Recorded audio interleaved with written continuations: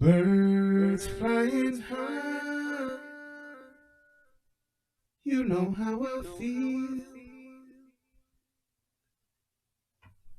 Sun in the sky, you know how I feel. Breeze drifting on by, you know how I feel. It's a new dawn, it's a new day, it's a new life for me. It's a new dawn, it's a new day, it's a new life. Woo! And I'm feeling good.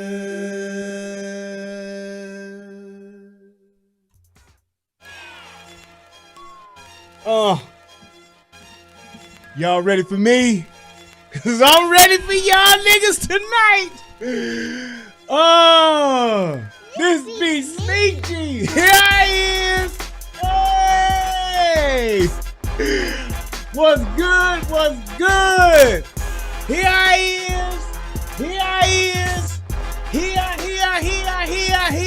is. Well, here I is with another Here I is flow on the Relationship Rehab Show. And don't forget about the UGOA, United Guns of America. That's what I said. That's my other channel. And y'all better sub, cause I'm about to talk about some things tonight, and it's gonna be shit. What's good, y'all? I'm so happy to be here with y'all on tonight. Y'all could have been anywhere in the world, but you chose to be here with me, and I appreciate that. Click that like button, click the subscribe button. It's going down. We talking about how Rittenhouse, and we gonna see just what is going on. All right. All right, y'all, look. It's about to go down. We about to do the damn thing.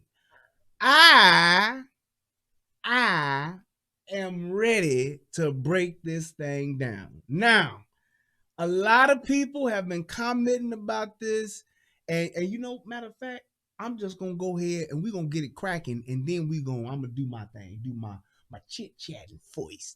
So let's go ahead and let's listen to my favorite part of the show. Yes, indeed. This is where y'all hear the sweet, soft, sultry, sexy voice of my wife, my good thing, my forever chick, my baby mama, my wifestress, my side chick, my girlfriend. She is my everything. Let's do this. Talk to us, baby. Federal law allows citizens to reproduce, distribute, or exhibit portions of copyrighted motion pictures, videotapes, or video discs under certain circumstances without authorization of the copyright holder. This is called fair use and is allowed for purposes of criticism, news reporting, teaching, and parody, which doesn't infringe of copyright under 17 U.S.C. 107. Listening to the girl that's mine. I'm kicking it tonight, y'all. I'm ready to have a good time. I've had a great day. Shout out to my brother, Easy E. We had a good time today. Went to the gun range, got in some of that click, click, pow, pow. Yes, indeed. Had a good day. I mean, you ever had one of those days when you go to the range and you just like, you're getting them all in. You're getting them all in. I was getting them all in today, y'all. I was getting them all in today. Man, you talking about smoking barrels going down, smoking suppressors. Matter of fact, I couldn't even put my suppressor back on. It was so hot. You could have wrapped some bacon around this boy and fried it. It was just hot. It was good. I was getting them all in today, man. I'm talking about, man, just the rifle work today was amazing. It really was. I was happy. I can't wait to go back and do it again. I ain't really get to do too much pistol stuff, but That AR-15 today, you talking about working it. Whip it, whip it, whip it, whip it, whip it, whip it. Flip it, flip it, flip it, flip it, flip it, flip it. I'm telling you. All right, so before I get into this, it's a few things that I want to say. I was really shocked at, well, I wasn't shocked. I was shocked. I was more disturbed. I wasn't shocked because I know that niggas love to lie. That is just, I don't know how we got to that, but niggas love to lie. They just lie. He said, Deion Prime said, I thought I was Kyle. Hey man, let me tell you something. Kyle was scared. I wouldn't have been scared. If anything, you would have saw me taking a knee, laying them motherfuckers down. I'm telling you, I'd have been laying, I'd have had, boy, let me tell you something. Let me tell you something. Had I been Kyle Rittenhouse, oh, it would have been, number one, it wouldn't have been no running. It would have probably been maybe a 5 to 6 step back pedal, and then your boy would have took a knee and went to work. I would have went to work. That situation right there, and that's what it was so crazy. Everybody's making it seem like, and people are talking like this dude was like an active shooter, or like he was, and that's why I titled this, is he a vigilante? How did he become a vigilante? And it's like, people just want to make, anytime, and I hate to say this, but anytime a white boy got a gun, he's an active shooter, serial killer, mass shooter. He's the worst motherfucker in the world. And it's like, he was 17. He's just 17 years old. Them niggas should have left him alone. They say. That's Tommy's song there, boy. But I'm just saying, they really made it seem like this dude went there to shoot people. And that was one of the things and that's one reason why I got the lovely slideshow right above me. Because this is not your classic or typical, he's not a Columbine shooter. And that's how everybody's acting. He's not a Columbine shooter. The kid went out there to do what he said he was going to do. He wanted to go out there, number one, to provide medical support. I get it. And he wanted to go out there and protect property. Now, let me add this in here, because all I'm doing is telling the truth. The young boy was excited, and he was happy to have his AR-15.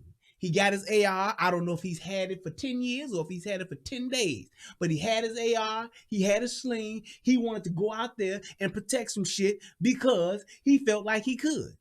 His sheepdog warrior spirit took over, and he wanted to go out there. So this ain't no thing to where, oh, I was just an innocent bystander kid and trying to help the people. And then, no, he went out there with good intentions. However, he wasn't prepared for what he went out there for.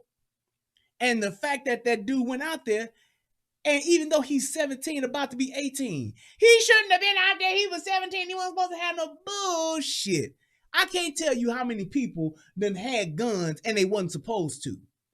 And if the dude's birthday is in 2 months or 2 weeks, or if it's in another year from now, it didn't matter. He was out there with that gun, but he wasn't out there to shoot motherfuckers. He was out there to literally defend people's property. And you clearly see that if you watch the other videos. And it wasn't just him by himself. He was out there with some other cats doing the same exact shit. So it's like, the whole point to this, where people trying to say he shouldn't have been out there, he wasn't supposed to be there, man, come the fuck on. Them goddamn protesters shouldn't have been out there. And this is a clear example of what happens, and y'all mark my words with this. This is what happens when you have fucking politicians playing with the people. Because that's what they're doing. They playing games with people's property. And I'm not talking about the politicians are playing games with the citizens, with y'all, with us. They playing games with these people, and they letting their shit get tore up. And my thing is this: I'm tired of it. I'm tired of it. Now, the thing about it is, I can definitely say this shit that's going on in Wisconsin, that shit ain't happening down here in Texas. They ain't pulling that shit. The Antifas, the Black Lives Matters, all of the protesters that have been here in the DFW area, them motherfuckers have been the most peaceful protesting this motherfuckers I've ever seen. You would think that those people were missionaries. They so goddamn peaceful. I'm talking about they come down, they get their little microphones and their little boom boxes, and they, Black Lives Matter, Black Lives Matter, justice for whoever, justice for, they doing all that shit. And ain't nobody I think the only thing, if I can remember, over these past few months now, I think the only thing that has been broken was like a window down in Dallas. They broke like a window to like a department store. I don't know if it was a Macy's or Nordstrom's or somebody. That's all they did. Broke a window. Didn't take shit. Broke a window. That's it. And you know why they did that? Because the police in Dallas, the police in the police in the DFW area, they ain't fucking around. Ain't no stand down and let the people do what they gonna do. Governor Abbott is like, hey, look, now. That's one thing my daddy used to always do this. My daddy, when he serious and he talking to a motherfucker in the pub, he be like, hey, look. He be like, look now. One time, let me tell you a quick story. I wanted my brother watching because we laughed our motherfucking ass off at this. So let me tell you, my daddy, police officer, right? 30 years, Chicago PD. Shout out to Chicago PD. But my daddy used to, at the Evergreen Plaza show, my daddy didn't like going to the Evergreen Plaza show. Why? Because the number of niggas go to that show. But he could get into most of the shows in Chicago back in the day. You can get into it for free if you use the police or you got a discount ticket. So this particular movie, I want to say it was Boys in the Hood, if I ain't mistaken. But I think it was. I think it was Boys in the Hood. So, because my daddy wouldn't let me go with my friends, he said, I'm going to take you to it first. You know, it is what it is. I was mad at motherfucker then, but I get it now. But we went and he took us during a matinee. So it was like maybe 12, 2 or 3 o'clock in the afternoon, some shit like that. But we go and we sitting there. We would always get there in time for the show. We got our popcorn. We sitting in there. Wasn't hardly nobody in the show. But anyway, at this particular show at Evergreen, this is another reason why we didn't go to Evergreen. They didn't give a Chicago policeman discount. But he was like, fuck it. We paid anyway. So we sitting there, me, my brother, and my daddy, we sitting there waiting on the show to start. The lights are still on inside the theater. And it was about 8 young niggas. Young niggas came in. They loud and shit like, yeah, we about to watch it. I can't wait to see Ice Cube in this movie. My old man was sitting on the end of the aisle and he turned around and heard them little young niggas talking wild. My old man grabbed this young nigga arm, was like, hey, look here. We ain't gonna have none of that in here now. We paid. Those little niggas shut up. They was quiet as hell. My old man just stopped their ass like, hey, look. He's like, hey, look here now. We not gonna have none of that. We paid. Like, it's like if he didn't pay, he was gonna be cool with them niggas being rowdy. No, he's just on them young niggas' asses. But my pops, he ain't fucking around like that. Like, motherfucker, you at the movies, be respectful, watch the movie, and enjoy it and all that, laugh and all that shit. But don't come here with this loud shit. But he stopped that shit. But that's how Texas is. They like, hey, we ain't fucking around with y'all. Y'all can do that shit in these other motherfucking urban areas and these other motherfucking blue states and shit. Y'all ain't doing that shit here. And that's just like even with all of the shit that went on in Chicago. It's because the politicians opened the door. Y'all, it's like like I said, it's like a stray cat. You feed that stray cat one time. All it takes is one time. And the cat gonna keep coming back.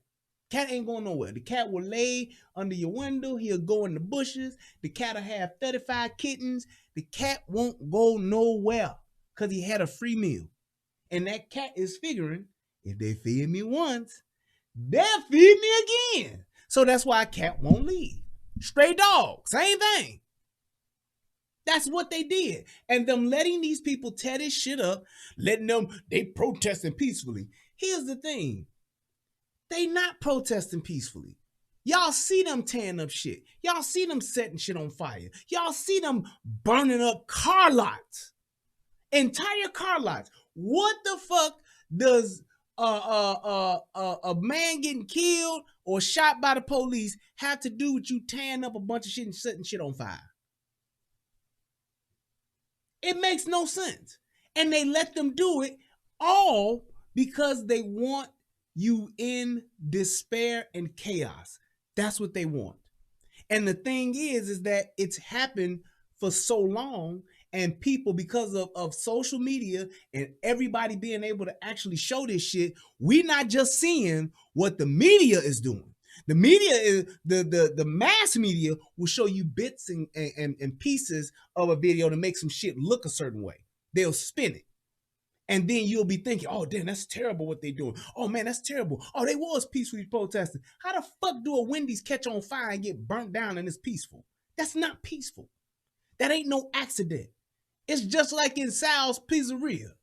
Them motherfuckers fucked that stove up and they set Sal's shit on fire on purpose. That ain't, and right, okay, the ugly truth is they keep saying that it's to be heard. Motherfucker, you don't have to be heard. And that's the other misconception. Let me explain this to you. You talk about the riots back in the 60s, right? And even take it far back, you can even not as far back, but you can just go fairly in the past or newly in the past, recently, in the recent past. There we go, I get it. You can go in the recent past and you can look at the riots in Watts and Compton for what's the dude that got his ass whooped 56 blows? Rodney King. They tore that shit up. And even back in the 60s, you know why they tore shit up? Because that back then, the news wasn't coming to the hood when a nigga got shot. Back then, they didn't care if the police shot a nigga or killed the nigga. Back when you had the Klan running the police force and, hey, nigga, what are you doing? Oh, I'm going to the store to get some beer for my mama. Well, guess what, nigga? It's whoop a nigga ass Friday. And you just won. Yeah, back then, that's how shit was. But you don't have to tear shit up now to get exposure. Why? Because you have social media.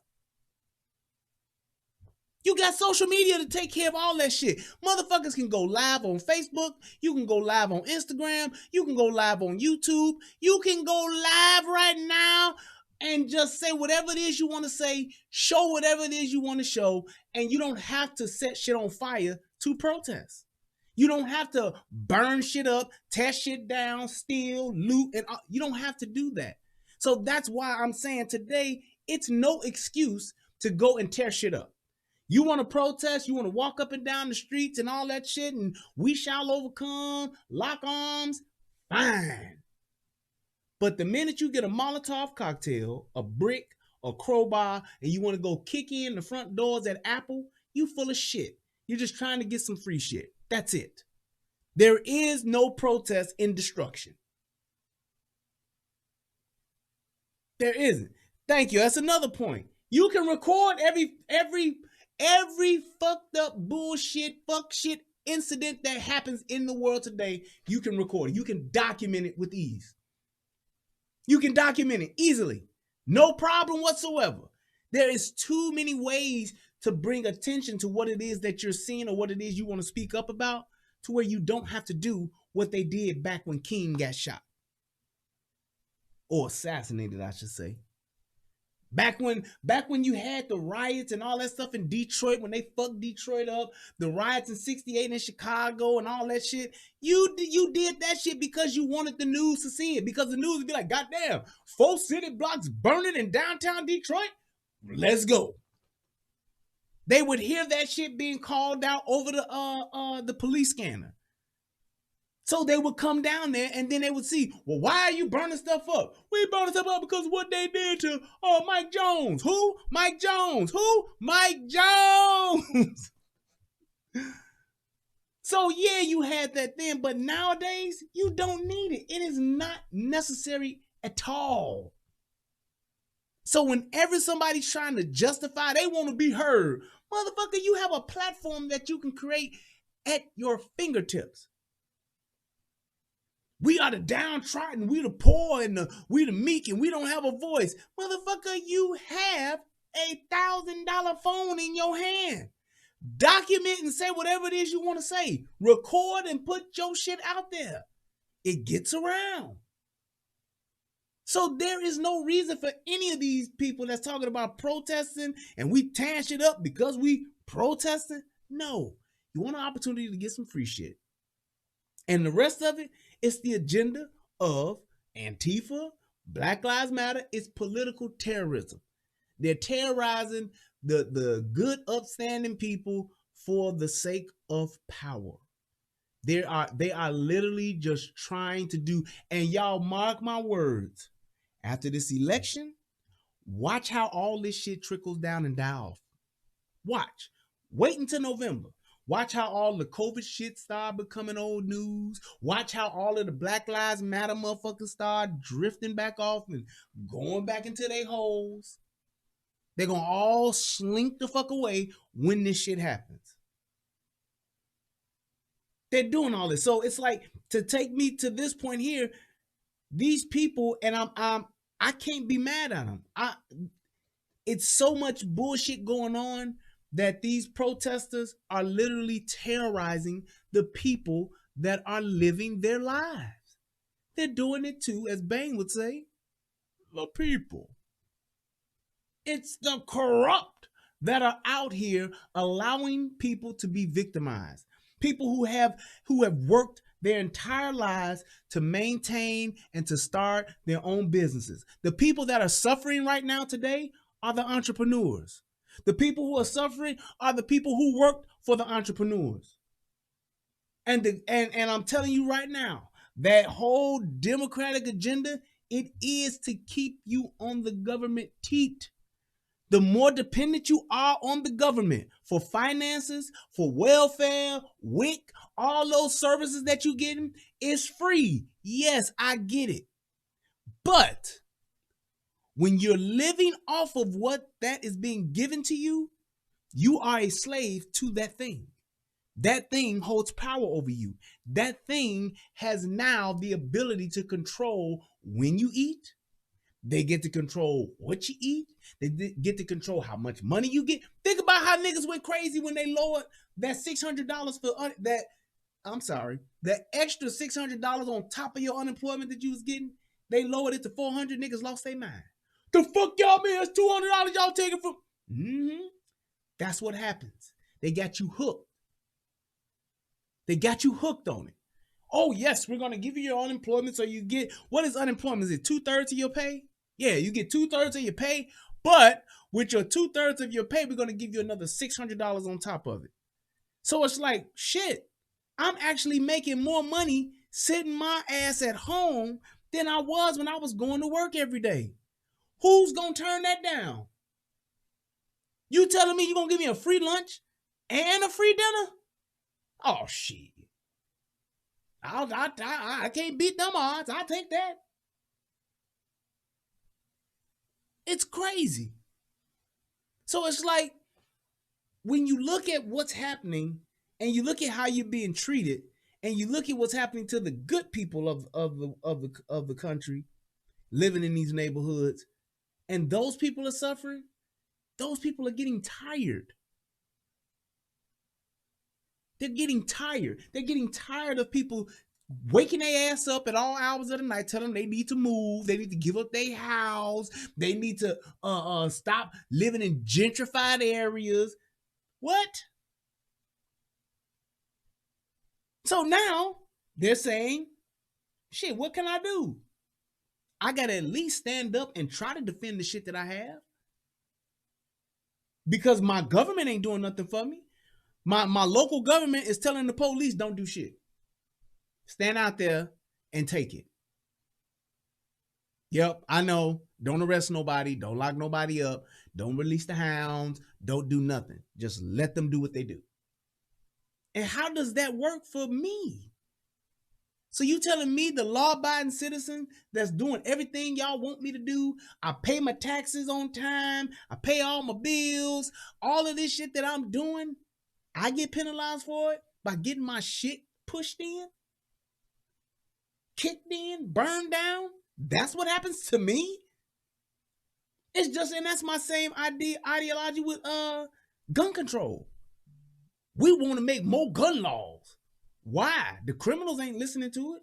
It ain't gonna apply to the politicians. So who's suffering? The law-abiding citizens. The law-abiding citizens are the ones who are victim to or subject to more gun laws. You can't have this kind of gun. You can't have that kind of gun. You can only have a gun on Tuesdays and Thursdays. Anytime you got a gun, you can only have 4 bullets in it if it's on a Wednesday, and you only can carry it with you on Mondays. Well, what? If somebody come and break in, then you can't shoot them because they if it's the 3rd of every month, you get to you cannot exercise the castle doctrine. I can't stand my ground on weekends.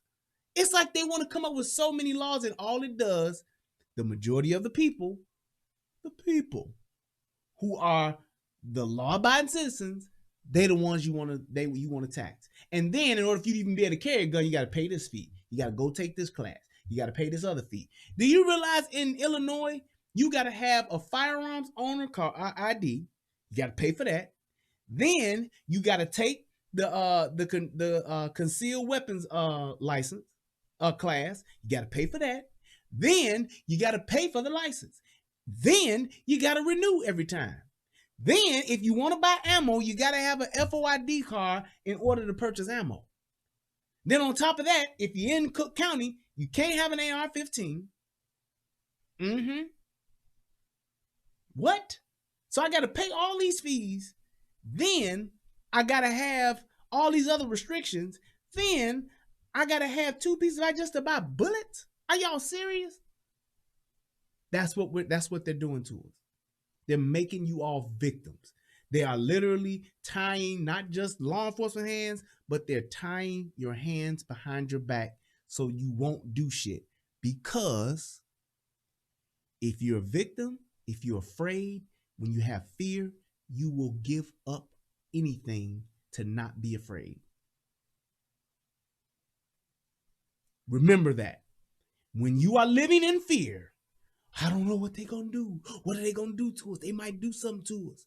If you live like that, anytime the government say, well, we could do this and this will help you. If we come up with a law to where you can't do this, then this will help you. Well, damn, if I do that, then what?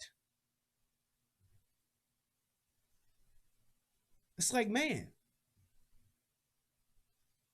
Ashley Davis, let me tell you something.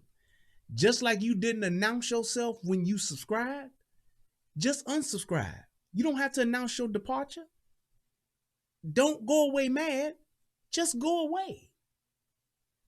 What is all this extra trolling shit for? You don't have to be here. Bye-bye. Matter of fact, let me be a gentleman and let me open the door for you. How about that? Let me open the door for you. Let me open the door. Let me help you. I'm going to open the door for you because I'm a gentleman. That's what I do. I'm a gentleman. I'm going to help you out. And then that way you ain't got to worry about being, yeah. There we go. See how I helped you out? Bam. There it is. Now, getting back to my show on my channel. Thank you so much, sir. Have a good evening. But here's the other thing. When getting back to this dude being painted as this vigilante, as this active shooter with the police. So what people are doing now, this is what I've been seeing on social media. People are taking a picture of Kyle Rittenhouse, and they're taking the picture of what's the other guy's name that got shot? Jacob Blake.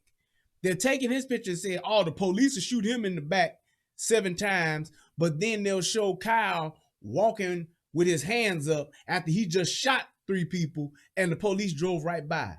Yes, you know why the police drove by? Because they didn't know he was the fucking shooter.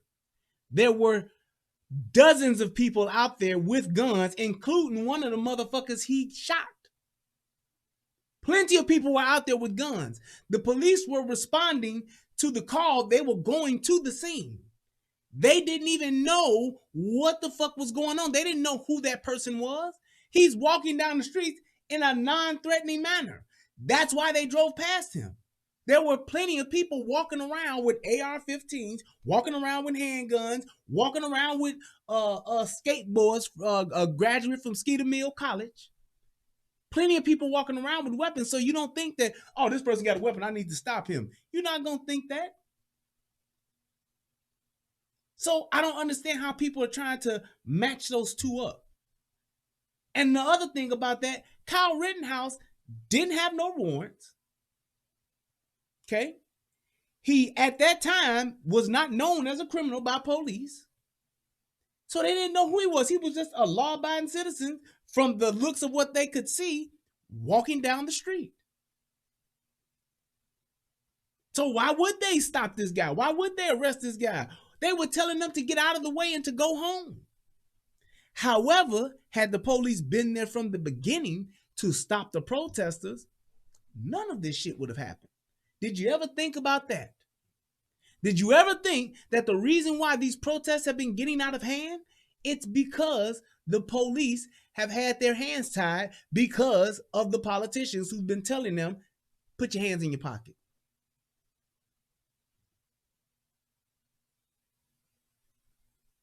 Just saying. So, let's go ahead and let's watch this. Now, here's the warning. The following video contains disturbing content that may not be appropriate for some viewers. You have been warned. So it's going to be some motherfuckers yelling and screaming, getting shot and shit. So if you don't want to see that, now would be the time to click the fuck off. Yes. And shout out to everybody on the United Guns of America channel. I appreciate you guys being over there. Now, another thing too, before we get into this, I want to say, let me check my subscribers. Y'all know that we are on the road to 10,000. We trying to get 10,000 subs before December 25 of 2020. So let's have at least one good thing come out of 2020, and that's whatchamacallit, 10,000 subscribers. Now, right now, we done went up. We done went up now. That's good now. We had 5,832. So let's keep it going. Now, y'all see that Ashley Davis just unsubscribed. I know, I lost one. I know. So y'all see I'm struggling now. I done lost one. She done left. I obviously wasn't doing what she wanted me to do. So now she's unsubscribed. Y'all heard her announce it. So I'm just saying. So I need y'all help. If you're watching this on the replay, please subscribe because I just lost one. Okay? I just did. So y'all help me out, please. Please help me. Help me, please. Please help me. Help me, please. But let's go ahead and let's get into this. All righty, let's see here. I'm going to take this off. And then, yeah, buddy. All right, we're going to show that one last. And we're going to show this one here. Yeah. Yep, we're going to show that one there first. So let's watch the news joints and let's see what they were saying. A 17-year-old in police custody tonight in connection with the shooting death of 2 protesters in Wisconsin. And tonight we are learning more about the... Let me stop the press. Hell yeah, feeling froggy leap. Just sub. That's what's up. Ow! How about that, Ashley Davis? In your face. I remember that from back in the day. In your face. Thank you so much for subscribing. That's what's up. Moments leading up to the police shooting of Jacob Blake. CBS 2's Allie Bauman has this. Cell phone video shows the alleged gunman opened fire on protesters overnight Tuesday in Kenosha, Wisconsin. 2 people were killed and a third injured. Police believe this began when 17-year-old Kyle Rittenhouse of Illinois shot one person in the head at a boarded-up gas station. Protesters tried to subdue the teen, who was armed with a semi-automatic rifle, when he fell and fired again into the crowd. Hey, he just shot them! Hey, dude right here just shot them! The gunman then walks with his hands up past several law enforcement vehicles. Rittenhouse had told cameras earlier he came to keep guard. So you guys are full on ready to defend the property? Yes, we are. The sheriff says armed people were patrolling Kenosha streets like a vigilante group amid protests and riots. Wednesday, Rittenhouse was arrested for first-degree intentional homicide. I don't need more guns on the street in the community when we are trying to make sure that we keep people safe. Law enforcement is trained. They're the ones who are responsible. The unrest. And here's my thing with that. You saw what was going down. You saw what was happening. Why wouldn't you have all of the troops, any and everybody you can, with what's been going on in the past just few weeks alone? You saw this happening. You saw this shooting happen. Why wouldn't you call in for any and everybody to come assist? And the minute you heard of, hey, we got a hot spot here, these people here protesting, you got a hot spot here, and disperse your people, your troops there. Why wouldn't you do that? You know why? Because you want shit to go sideways. You have to realize this, and this is for all of you public officials. Because y'all opened the door, y'all opened Pandora's box, all of this shit now, anytime, anywhere, they feel as though they can go and test some shit up, they're gonna do it. Because nobody's going to jail, nobody's getting locked up, ain't nobody being stopped. They're just letting them run amok in the streets. That's just what it is. So it's like now you have to try to reestablish order because it's been nothing but chaos these past few weeks. I'm sorry, these past few months. It's been chaos. So it's like when you have this much shit going on, people are just now, it's all of these Black Lives Matter, paid protesters, all of the people from Antifa that want to just come and tear shit up, they're going to be more emboldened to do it because they see ain't shit happening to them. Till now. Comes after Kenosha police shot 29-year-old Jacob Blake while responding to a domestic dispute Sunday. Wisconsin's attorney general says officers had tried tasing Blake unsuccessfully as he walked to his car where his 3 young sons sat inside. While holding on to Mr. Blake's shirt, Officer Rustin Shesky fired his service weapon 7 times. Officer Shesky fired the weapon into Mr. Blake's back. No other officer fired their weapon. The officer is a 7-year veteran of the Kenosha police force. Investigators later recovered a knife from Blake's car, which he admitted to having. His mother continues to urge peace amid the chaos. I feel like I'm in a bad dream. Blake is said to be paralyzed from the waist down. The city of Kenosha remains under a mandatory curfew. Allie Bauman, CBS 2 News. There you have it. So now, as we go forward, let me go ahead and go to this next one. And it's like, I guess my thing is just what people are trying to paint this as, it's what it's not. And that's one of the reasons why I said, I got to do this video. I got to do this show. Because this is, they're going too far. And what it is, it's creating so they're definitely playing the black and white race thing. They're playing that. Shout out to Quintina Blaze. Thank you for the donation. Hit your boy up. And y'all feel free to click that Cash App, click that PayPal, and hit your boy up if you like what you're seeing. They're playing this race thing. Why? Divide and conquer. They want to keep, the more that people, and we as a people are focused on race, the less focused we are on class.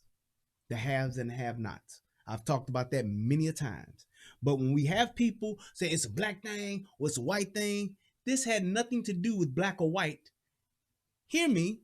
All 3 of the people that he shot, the 2 dead and the 1 that's wounded, they were all white. So there is no black and white thing in this whole thing, but they're trying to paint the picture to say, well, they do this to black folks, but they let the white guy go. They let the white boy walk away. They didn't see the white boy shooting anybody. They didn't see any of that.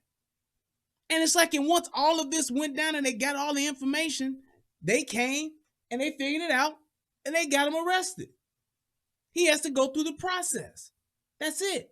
Maybe if a lot of other people, maybe if a lot of niggas would just go ahead and go through the process, you wouldn't have so many getting shot. You wouldn't have so many, what is it, like 1,000 people that die at the hands of police every year, whatever, on average. People say, that's a lot. That's 1,000 people. There's a lot of 1,000 people that's dying from the police. Yep. Compared to what? 7,000 black on black crimes? 7,000 people that die, black folks that die by black folks? We know who's the champion city of that. Sweet home, Chicago. Yeah. Was the teenager who police say shot and killed 2 men during the unrest in Kenosha, Wisconsin, acting in self-defense? Well, that's what his... And that is the first question. That is the first question. Lawyer is claiming, but will that claim hold up in court? Was the alleged vigilante charged with shooting 2 men to death during a night of chaos and that? protests in Kenosha, acting in self-defense? And let me tell you something. This is a classic case of self-defense. Here's why. He's running away from these people that's chasing him.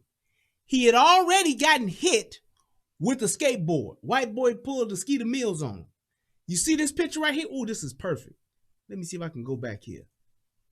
See if I can go back. Go back. Dang it, I can't go back. That's because I got it set up wrong. But if you see what yep, I did that wrong. I should have did that slideshow a little different. But if you see in the pictures, and you'll see it, it's going to keep cycling. There's a picture of a guy, one of the guys who was chasing him and got his motherfucking arm shot off. Damn near. He's chasing him with a gun. I'm running away from these guys. This guy is chasing me with the gun. What am I to do? What would you do if you saw, so shout out to Falcon Nation, hitting your boy off for $3. Thank you. What would you do if somebody was chasing you with a gun? Would that make you the aggressor or would that make you the victim? Somebody chasing you with a skateboard and they done hit your ass with the skateboard. See that right there? Bam. Hit his ass with the skateboard. And you hear them chasing him saying, get that motherfucker. Fuck his ass up. That's what you hear him saying. Yeah, that's a Glock. That's the baby Glock. So it's like you got these dudes chasing you. Now here's the thing. Why would you motherfuckers be chasing a man with a fucking AR-15? I tell you why. Because you thinking we gonna whoop his ass. It's more of us than it is him. That's what you call good old-fashioned white boy courage. Kelsey, Brandon, Troy, let's get him. Yeah, let's get him. I got a gun too. We're gonna kick his ass. Thank you, Bellamia. That's what they're thinking. Classic. Classic. Going after his ass. And you know what they was gonna do? They was gonna whomp his ass and take his gun. Until what? That motherfucking AR-15 rides. Talk that shit. Y'all heard me say before in that other video I did about the white lady who got shot by the black cops, which no white people protested that, by the way. But anyway, the white lady at the hotel come around the corner with scissors at the black police officer. The black police officer put her down. I said, now, paper beat rock beat scissors, but rock don't beat Glock. Well, I tell you what, AR-15 beats Glock. Yeah. AR-15 beats Glock.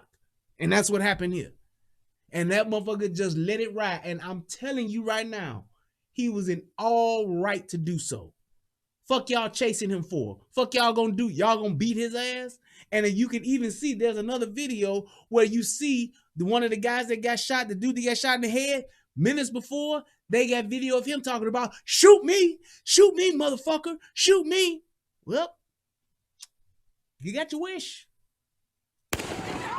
This young man was attacked. He was attacked with what was clearly lethal force. Yes. He had the right to defend himself. Absolutely. The lawyer for 17-year-old Kyle Rittenhouse was quoted as saying, they're going to claim self-defense here, and that Rittenhouse was just trying to defend himself. Rittenhouse faces extradition from Illinois, where he was arrested after the shootings that shocked the nation. Inside Edition has obtained video there you go. of one of the that's him right there. Protesters. That's the dude right there that got shot. And I believe that's the one that's dead. That's one of the two two that's dead, because it was 3 of them that got shot. That dude right there You clearly see him, shoot me, motherfucker, talking cash shit. White boy courage to the max. To the max. That's exactly what was going on. Joseph Rosenbaum, who can be seen screaming at the line of armed civilians who say they were protecting businesses from potential looting. There it That is. night, Rosenbaum was shot, allegedly by Rittenhouse. Jacob He got his wish. Blake remains paralyzed after he was shot in the back by police. Handcuffs confining him to his hospital bed have been removed. His father, Jacob Blake Sr., addressed the thousands of Americans. You see that? You see who right there in the mix? Look who right there. Look who, and that dude that's on the right, no, he is not a gang member. He is the sign language guy. He is not throwing up gang signs. He ain't throwing up the rakes. He not throwing up the Crips. He ain't throwing up the blood signs and none of that. It looked like he kind of like doing like a dog shadow puppet right there. But he is not gang banging. He is just going out here doing his thing with the sign language. He's telling people that I am here to talk what this dude is saying. I'm saying it for the people that are hearing impaired. That's what he's doing. Y'all remember that dude from Spectre Man that used to talk in sign language all the time? The monkey face dude? He'd be like, we must stop Spectre Man. They would do this like Spectre Man.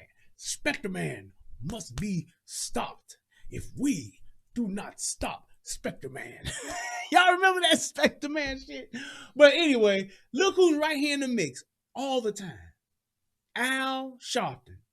Always race hustling. Always. Al Sharpton know every nigga that done ever got in trouble, he got a connection with him some kind of way. Him and old Rev, Jesse Jackson, they always showing up. What? Niggas doing what? I'm there. Book my flight. Addressed the thousands of Americans who gathered in Washington today on the 57th anniversary of Martin Luther King's legendary I Have a Dream speech. I'm tired of looking at cameras and seeing these young black and brown people suffer. And an uproar ensued after the son of NFL legend Herschel Walker, who spoke for... Boy, Herschel Walker's son is sweeter than ghetto Kool-Aid.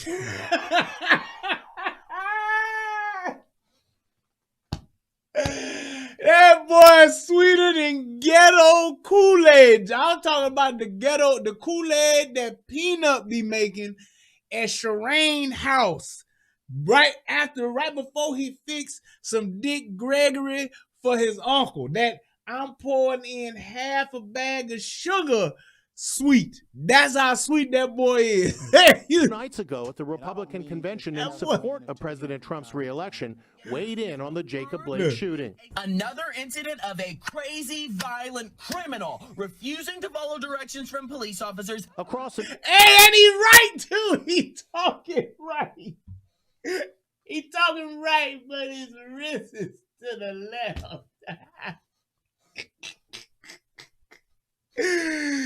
You gotta love America, man. Only in America.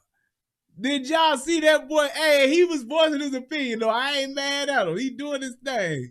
Shout out to the LBGTGDPCQLMNOP.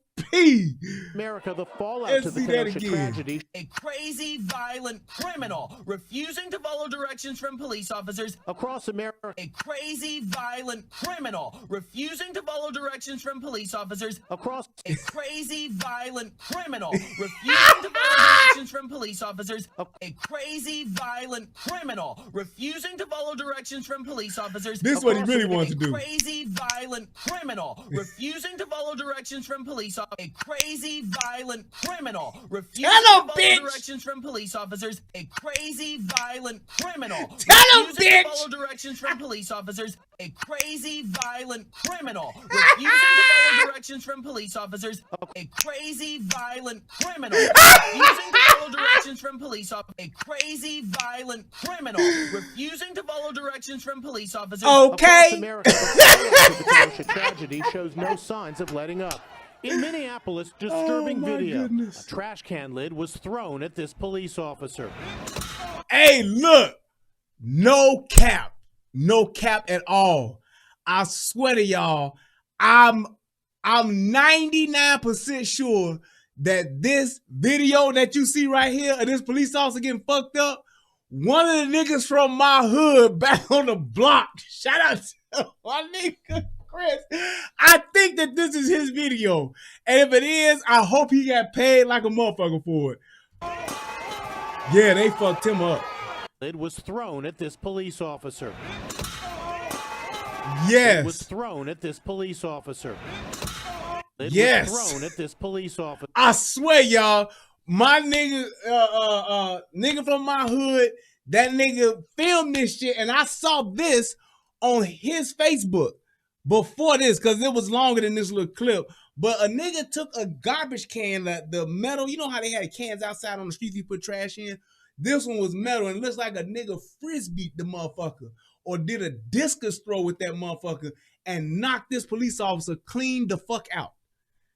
Chris, you remember April? I'm talking about Chris with the beard. The nigga, he look like Rick Ross now. But Chris, guess what I'm talking about? Yes, down the street on from whatchamacallit, 121st. That's what I'm talking about. I believe this. I swear to God, because I saw this, I was like, damn.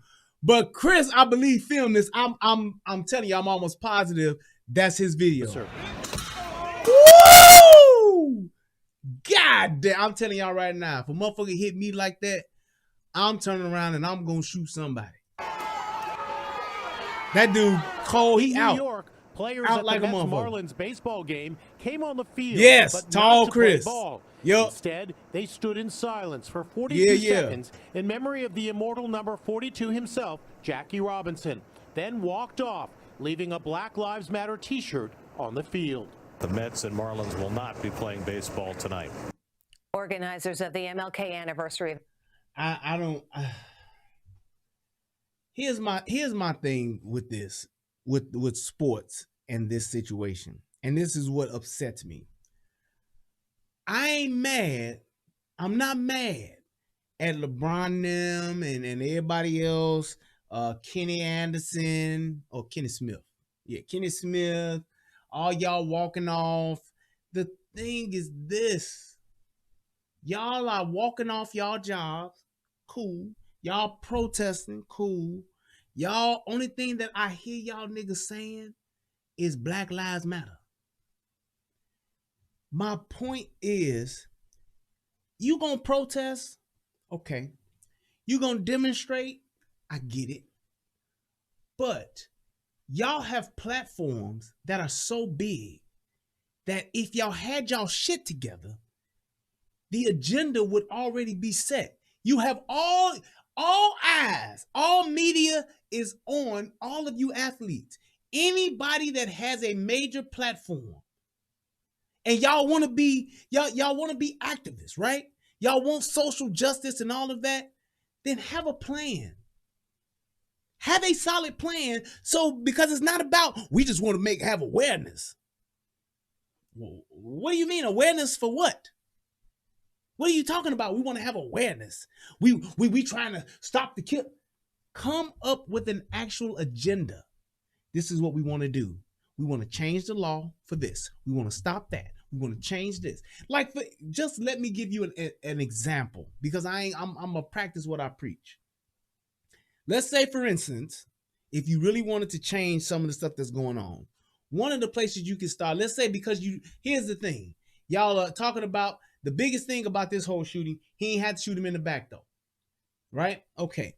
So what you should be saying is not that we want these police held accountable, because those police should not be, there is no accountability to be held by the police aside from them letting this dude get to the car, but shooting him in the back, there ain't no law against that.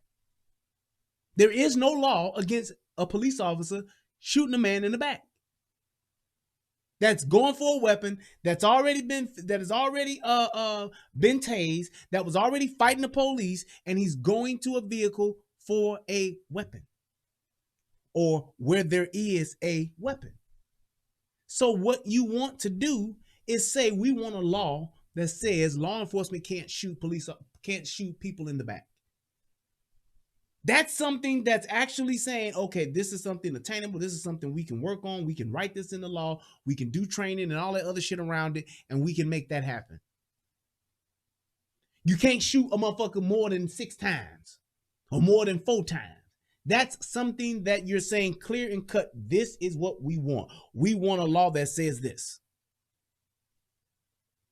That's it.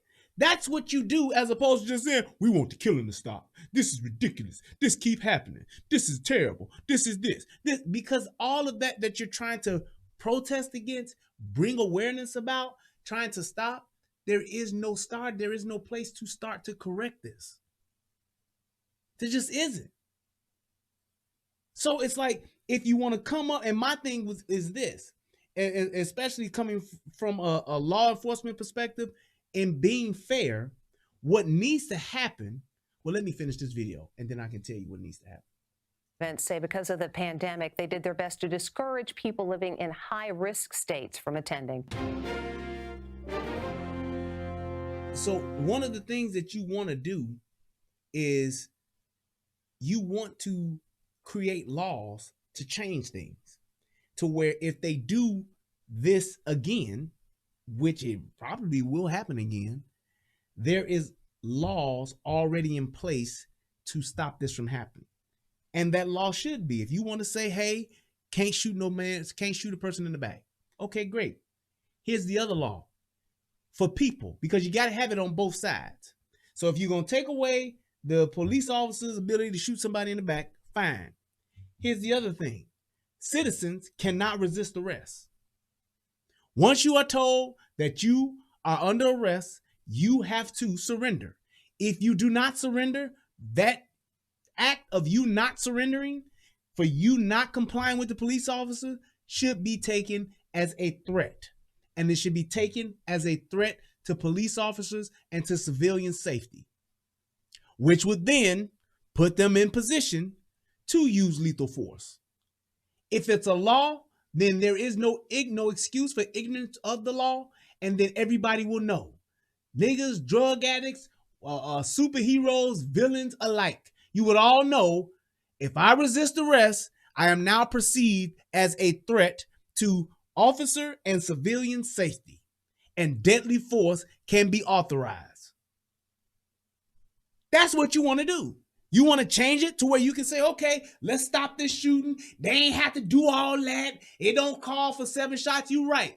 Also, niggas don't have to walk away from the police. Niggas don't have to fight the police or resist. Niggas don't have to go to their car to see their kids before they get locked up. Niggas shouldn't have to do none of that. Niggas shouldn't have to go and get a fucking an arrest warrant. Niggas should go to court. Plain and simple. So when the police get there and they're doing an investigation, fine. Say what you want, do what you want. The minute they say you are under arrest, you are being detained, you are instantly supposed to put the cuffs on. Another part of that too, traffic stops. You get pulled over by the police, same laws apply until a police officer asks you to step out of the car. At that point, when the police tell you to get out your car, for your safety and the safety of police officers, they are by law to put the handcuffs on you. And at that point, they can either have you sit outside or they can have you sit in their car. Actually, they need to put you in the car just for liability reasons. That's what they need to do. You want to change this shit? You want to keep the scuffling and the fighting and the tasing and the shooting? Fine. If I'm a police officer, I pull you over and I have probable cause. You were speeding, your tags wasn't right, you got a warrant out for your arrest. If I ask you, I smell liquor, I smell weed, whatever the case may be, if you're in a state that it ain't legal, the minute I ask you to step out of the car, I am bound by law, and you are bound by law to submit to me putting the cuffs on you. Why you got to put the cuffs on me? It's the law, dude. I have to put cuffs on you to keep you and me safe. Because if you got cuffs on, you can't reach for shit, you can't grab shit, you can't do shit to me. And with you being cuffed, I have no reason to do anything to you. Now, what can they say? You put the cuffs on me because I'm a black man. Nope. I'm bound by law to put cuffs on you. And then that would hold police officers accountable, because if a dude get out the car and you see him on body cam, and that's all I've always said, that body cam should be universal across the board. Everybody should, all police officers should wear body cam. But if you pull out this guy out this car, you get him out the car, and you talking to him, shooting shit, whatever, and you didn't put cuffs on him immediately, now you're on the hook and you are liable for what happens in that interaction. And that will make police officers abide by the law. If I get you out the car and I'm like, oh no, man, we don't need to put cuffs on. And then it turns out you got a warrant for your arrest for killing 8 people. And then I say, oh, I need to put the cuffs on you. Now you got a warrant. And we start fighting and I wind up shooting you. It's my fault because I didn't put the cuffs on you as soon as you got out the car.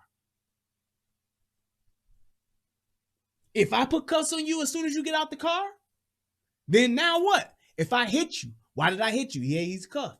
Why did I shoot you? He's cuffed. Why did I put my knee on your neck? He's cuffed. There is no reason. Why did I slam him on the ground? He's cuffed. There's no reason to. So now if you know that you're expected to get handcuffs put on you when you step out of the car, by law, whether you guilty or not, it's for safety purposes. That means anything the police do to you after they put on the cuffs, that officer's liable. Anything that you do to the police before you get cuffs on, you liable. So what happened? Officer, well, I was asking him to step out of the car. I wanted to search the vehicle because I smelled alcohol. He got out the car. I attempted to put on handcuffs. He wouldn't. He kept fighting me and I shot him. Why were you fighting him? It's by law that you're supposed to put on cuffs. Don't mean you're going to jail per se, unless you fucked up, unless you did something wrong. But for safety purposes, here you go. It's just like a pat down. I get you out the car, I can pat you down for officer safety. I can't go into your pockets, but I can pat you down for officer safety. Same thing. Same damn thing.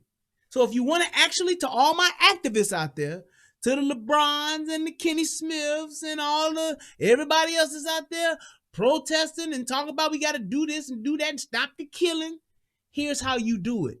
Actionable items. Instead of just, y'all should feel like with Doc Rivers, grown ass on the news. We do everything we can because we love this country, but this country won't love us back. If you feel that bad, we can't buy no homes. You living in $1 million mansion, sir. We can't have access to certain things. Dude, you can buy any fucking thing you want in this world right now today. We just can't get no justice. Well, I tell you what, it sure is easy to get justice or to talk about not getting justice when you drive into your gated community, living in your fucking multi-million-dollar mansion, living your multi-million-dollar life, being a coach in the NBA. Where's the discrimination with that shit? Where's the discrimination with that? People talk about ain't no black NFL Okay, here's the thing. If you really want to go by percentages, 32 football teams.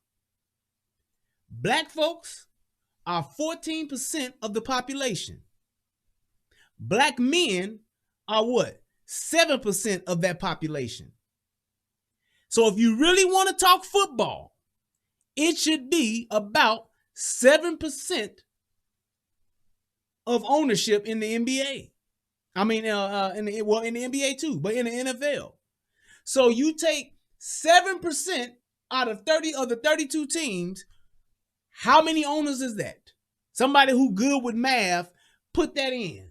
Out of 32 teams, if you're going by 7%, because the majority of the country, whether you want to believe it or not, is white folks, 7% will show you how many owners we should have. Maybe one. Maybe one. Somebody put in 7% of 32. Then you look at coaches.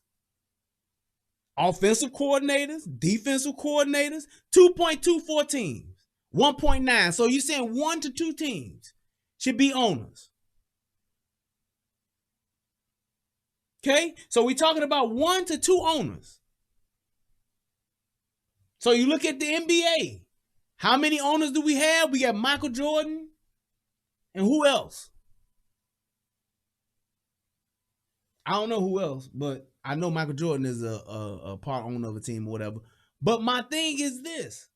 That's the go-get then. That's what Cap should have been kneeling for.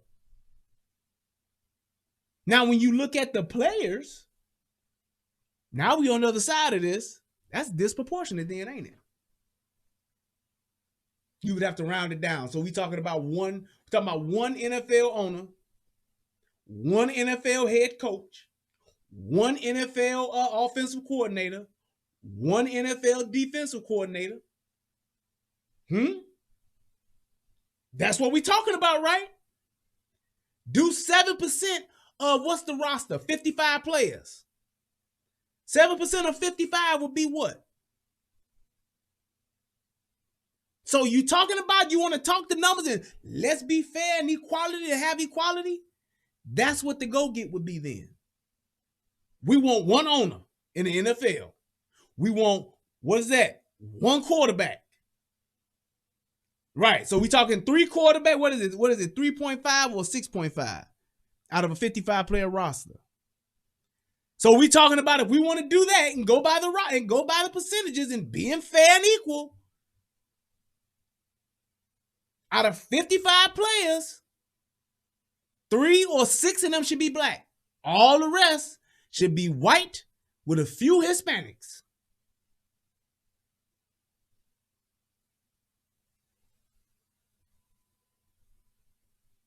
That's it. So 3.85. So you say 3 players per team, black. 3 players per team would be black then. And what I'm saying is, does the NFL or should the NFL have more black owners? Yes. Should the NFL have more black head coaches? Yes. And the reason why I say that is because when you, especially from the coaching perspective, you have more blacks that play these positions. So therefore, you have more blacks that are more in tune with the game. You have more blacks that are used to and know the ins and outs of offense and defense, especially the player coaches. But it's not so because you have white owners. So I get it. What I'm saying to you is that's the go-get. That's the goal. That's what you protest for. That's where you get your say. You talking about, well, we want to have this, we want to have. There are more qualified players and coaches, and it's disproportionate because you need to have more owners. So why ain't a bunch of black billionaires getting together to buy teams? But here's the thing. The minute Jay-Z hooks up with the NFL, instant coon, instant sellout. He shucking and jiving. He's stepping and fetching. He's now a bootlicker. He's now a what do they call him? He's now a house nigga. He's now cooning for the white man. Now he's doing that. Jay-Z, who's probably the only black man on earth right now today that's on par, on track to actually becoming an NFL owner one day, we dogging him. We dogging him. So it's like when you're talking about saying we got to get in where we fit in, yeah, but you also have to look at saying, hey, how do we get into this game? Ain't nobody gonna give you shit. Do you know how many billionaires would like to be an NFL owner? It's 32 of them. That's it. Do you know how many motherfuckers want to be Jerry Jones? Really? Do you know how many? It's an elite club. This ain't no we trying to get everybody an equal chance in here. They're not doing that. They want to keep all that money for themselves. They want to keep their ranks closed tight. Look how long it took for them to get to 32 teams.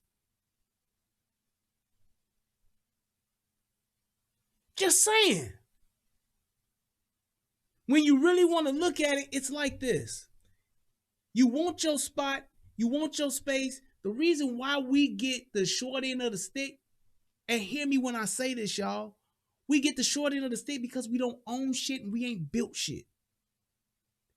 You want your own thing? Build it. I think that was Tommy that said this shit a little while ago. He said all of the players in the NBA, in the NFL, the greater majority of them are black anyway.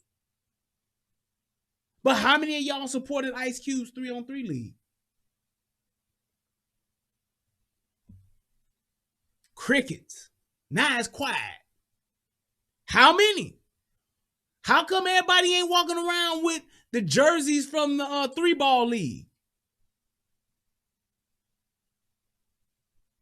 How many people? How many people watch the playoffs? I can tell you right now, just in my own personal conviction, I ain't seen maybe 5 minutes. I didn't even know when the goddamn 3-ball games was on. That's it. We don't build our own shit. And then when we do have somebody to try to build something, we don't support it. Because it ain't Nike. Oh, man, I ain't wearing that, man. That shit ain't Nike. Think about whatchamacallit. The dude who came with his own shoe, Marbury.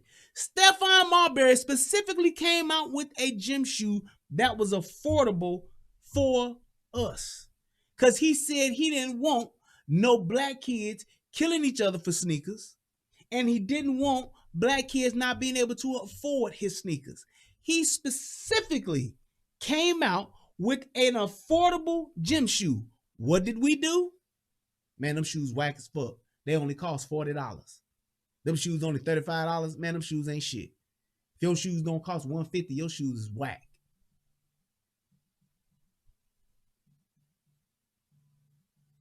That's all I'm saying. That's all I'm saying. So it's like when you're talking about all of those things, when you're talking about saying, hey, we got this, we got that, we want this, we want that, what are we building ourselves? Because when you build it yourself, you control what you do with it. We want to take somebody else's shit that they built and say, we want a share of it. We want this amount. We want to be in it too. Give us this. Give us that. And not to say that you don't, if you want to participate in it, go ahead. But you don't get to tell another motherfucking group how they run their shit. You just don't. That's why you build your own shit. Reebok didn't tell Nike, hey man, we want you to make some shoes that pump up. Nope, they made them themselves.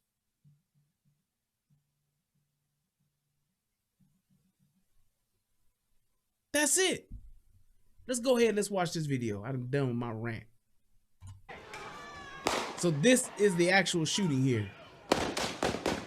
That's the dude that just got shot. That was like, shoot me, motherfucker.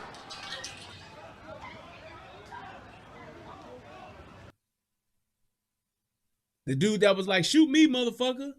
They came after Rittenhouse and he got shot. Back and to the left. Back and to the left. That's what you see happening here. And my thing was this. What are you supposed to do? I don't understand how people are like really just being really confused with this. He was not there to shoot people on purpose. He had a gun to defend himself because he was defending people's property. And then you have some people saying why he feel like he needs to do it too.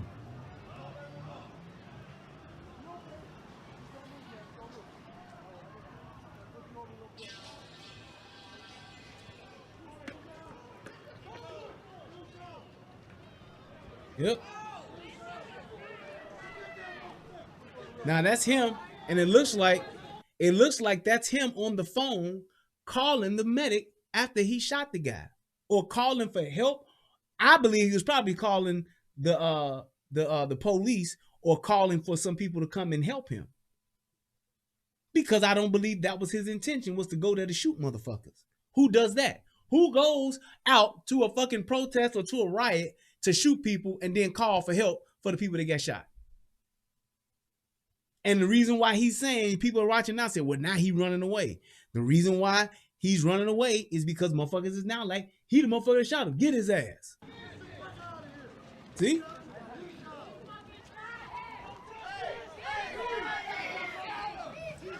He shot him. Get away! Give me a fucking light! Put pressure on it! Put fucking pressure on it! Now that's so you can't see the Where's the gory hole? shit. Where you at? He's right here in his head, Come on! Put pressure, put pressure, put pressure. Check it Put out! pressure. Yep. Hey, keep your eyes open, keep your eyes open. You shot him? I didn't touch him! Hey, you're okay, you're okay. Let me talk to him. You're Talk okay. to him. Dude, that's not gonna help shit. Get pressure on this shit. Yeah, but you gotta keep him alive. Hey, bro, just talk to me, bro. What's up? Yep.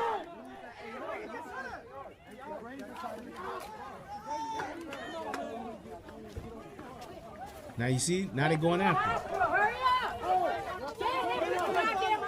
Oh no, they getting him into the car. That's what they're doing now. So that's the dude that got shot, and now they're trying to get him into the car.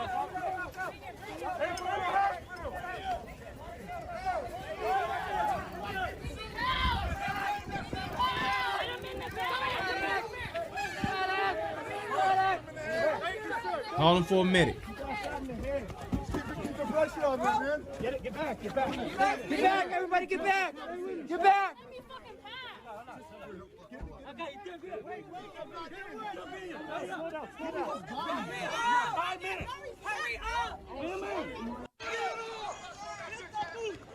Now, you see that?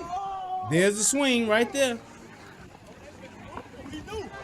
And now it's like this. When you see him do it and they swing on him, they like, oh yeah, like we about to get his ass. That's exactly what that is. Listen. Get that dude. See? There's a swing there. He's still running away. You're like, yeah. There you go. Yep. There's Skeeter Mills.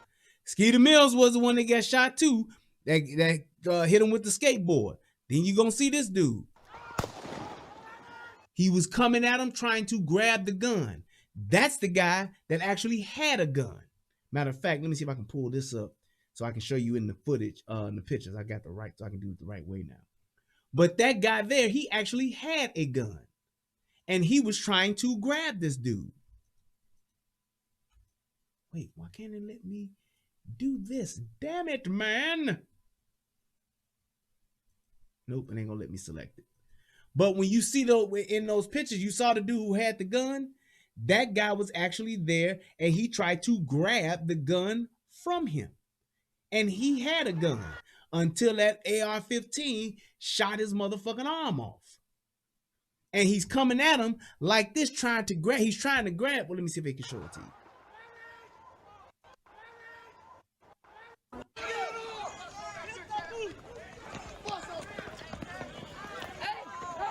Trying to knock him down.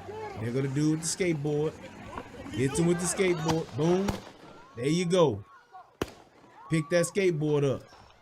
Now see this dude here? He shot his ass. So he hit that dude there. That dude tried to grab him. Seems a little bit like Mr. Aubrey, right? Same thing. Trying to grab a motherfucker gun, a motherfucker that's wielding a gun, trying to grab it from him. That shit is damn near, the odds of you being successful with that are 1,000,000 to 1. Just like the dude who did the shit in the Waffle House. That dude got so goddamn lucky, but he did something extremely dangerous.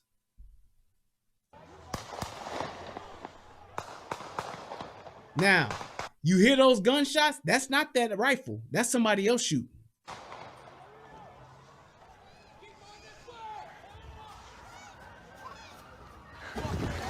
Yep. Get his ass. There you go.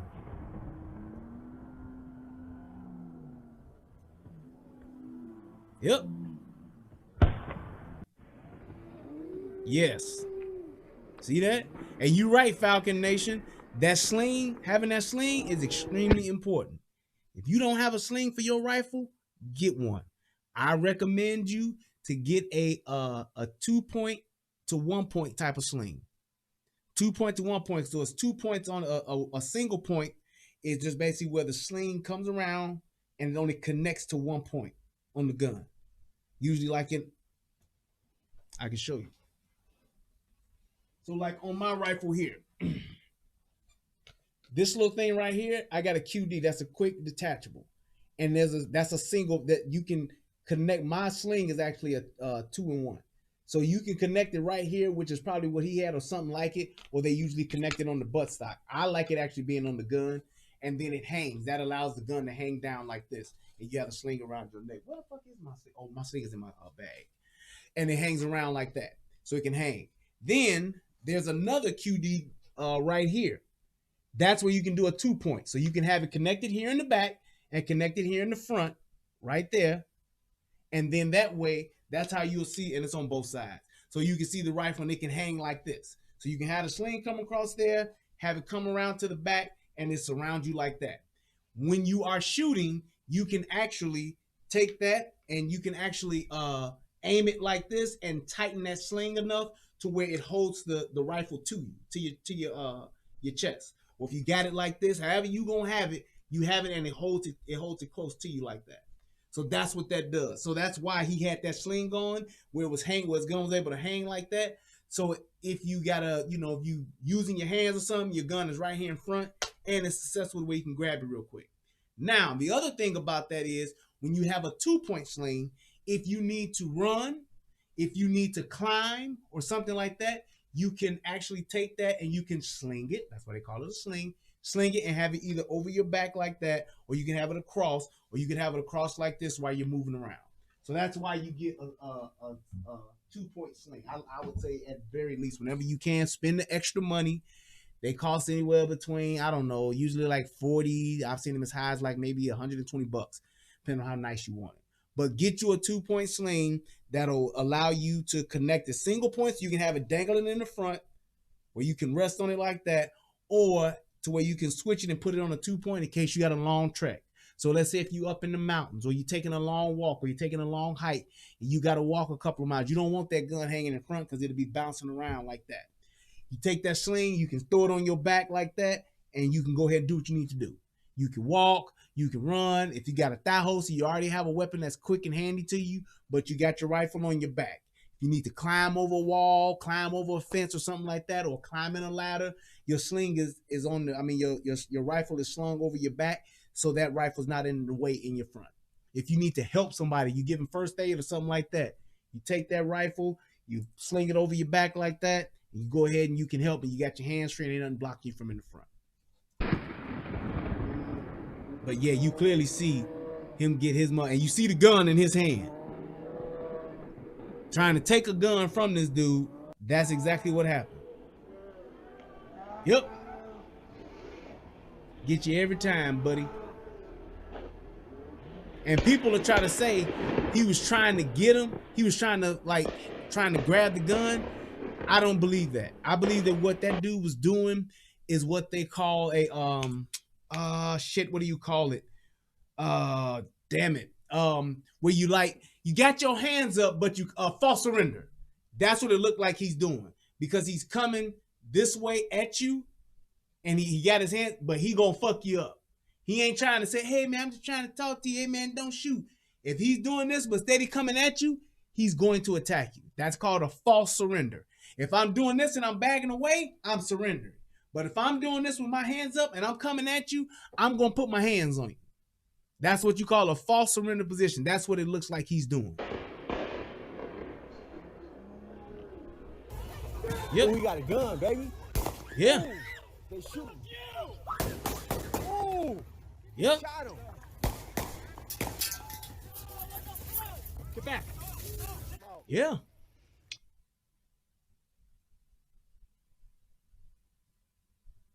And there he goes, making the call. Yep. And the thing is this, it's like when you in a situation to where these people are allowed to protest, they really have gotten the mentality to where ain't nobody gonna do shit. Thank you, Jimmy. And Jimmy says it's a beautiful gun. Yes, it is. It's amazing. I love my rifles. I love it. But it's like when you have this thing to where they think ain't nothing gonna happen, then they're more emboldened. So people have been protesting and tearing shit up and doing all this fuck shit, and they think ain't nothing gonna happen. Ain't nobody gonna do shit. Well, now you have civilians, because law enforcement ain't been doing anything. Now you have civilians defending their own stuff. You have civilians banding together, defending themselves. So it's like now what they're doing is what the police should have been doing. Instead of y'all letting these people tear this shit up, you all should have been there defending these people property, defending these people that are being terrorized. Y'all should have been there. And the fact that the politicians tied their hands, this is what you're getting. People ain't good. It's only so far you can push motherfuckers, man. People are tired, and I'm telling you like this. I'm going to say what white people don't want to say. White folks are getting tired of niggas, especially the ones that ain't got shit to do with this shit. White folks are tired of niggas or having to take the blame, having to take responsibility for everything that done happened to niggas over the years.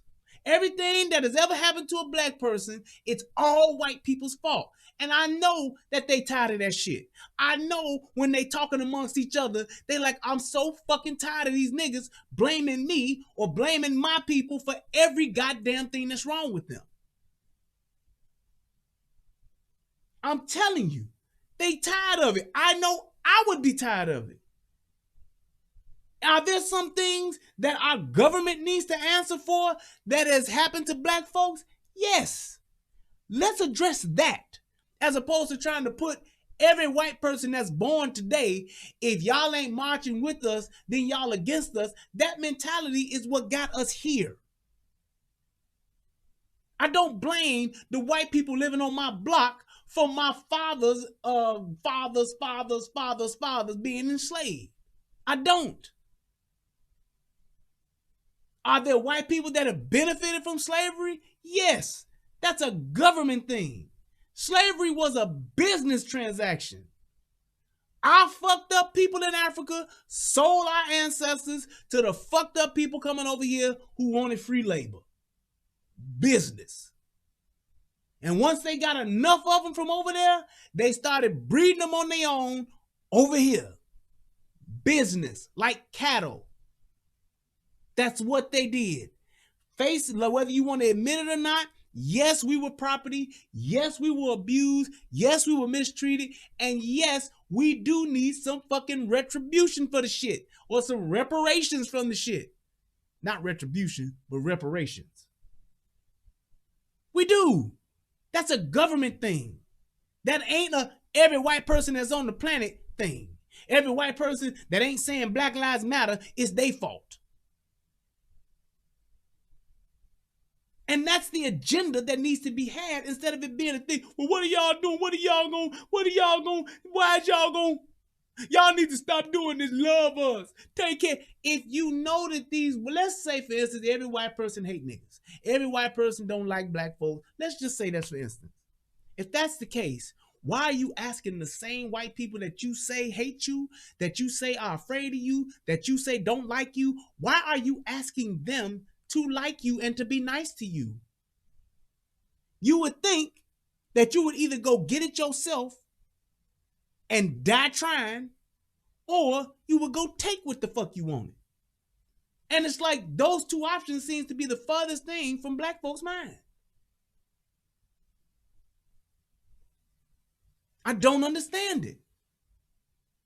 And I'm telling you, the consistent bitching and moaning with no action, with no plan. If you said we want every black household to get $100,000 for reparations, that's some shit to go after. That's some shit you protest for. That's what you march on Washington for. That's what you go to the White House for. That's what you go to your congressman for. That's what you do. But what do you black folks want? We want $1,000 for every black house, $100,000 for every black household. That's what you go do. So when they say, well, what do you black people want? We want $100,000 for every African American household. Well, we don't have that bullshit. You just spent $5 trillion. How many black folks is it in the country? Is it 44 million? Is that what it is? 44 million blacks. So out of those 44 million, let's just say 20 million of those are black African-American households. If it's 44 million niggas, let's just say it's 44 million Americans, black Americans, then let's say that's 20 million households. Multiply 20 million times 100,000. What is that? Somebody do the math for me. And that's what you asking the government for. That's what you talking to your state rep that, hey, I want you to vote for me. All right, well, this is what we want if we vote for you. Who counts as black? You go and you look at everybody's driver's license. That's it. Fuck a job app. Fuck all that. I took pictures and I can trace my route. Nope. Cut that shit off by the census. If your ass ain't grown enough to have a driver's license and you ain't got your own household, fuck you. If your ass has been living off the government tit for the past 30 years, fuck you. You done got your reparations.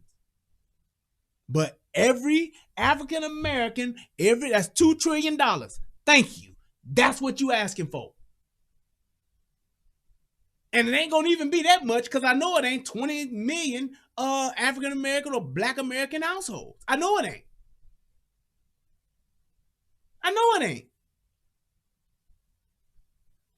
They're not. So it's like, it's gonna be less than that. Let's just say it's $1 trillion. That's a good round motherfucking number.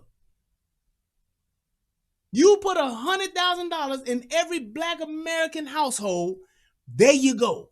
Get on your feet, do what you gonna do. You can send your kids to college, you can send, your other part of reparations, you say, hey, I think it was Tommy that said it, black folks don't pay, you get 4 years of free college. And you set the shit up in a time frame. Everybody who was from this point on, you get 4 years of college. Wherever you can get accepted. You pass the test and you get in. I don't give a fuck if it's Harvard or if it's Olive Harvey. Olive Harvey is a community college in Chicago. Whichever one it is, 4 years off the government. Here you go. If they can do it for our soldiers, they can do it for us. That's it. That's what you go ask for. You say, hey, every black person get 15 years of no taxes. From the age of 25 to the age of 40. No taxes. I don't pay taxes, goddammit. That's it. I get tax refund on the 15th. I say, fuck y'all. I get a refund check for all the shit that came out my check. That's what you do. That's reparations. That's a reparation plan. That's at least a foundation that you can start from. Yeah, tax exemption. Yep. I don't pay no federal tax. I don't pay no state tax. 15 years. So there you go. You actually have something to go to the table to say, this is what I want my government to do for me. And see what happens from there. That's how the shit works. Hold on for a second.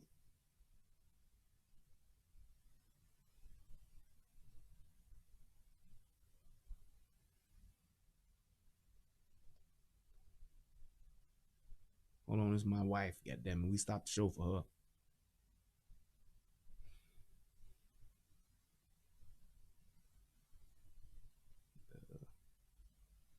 All right, cool.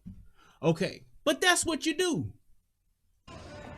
Now you'll be able to hear protesters there calling out to police as the individual with the gun walks towards them, telling them that this individual shot someone, and despite being walking Amanda right K up to said police, arms up, they get with mad at gun him for putting out a fire in the strapped to trash their being chest, wild. Those police officers just drive on by. And of course, as you can imagine, that has stirred a lot of anger from the community. Didn't know.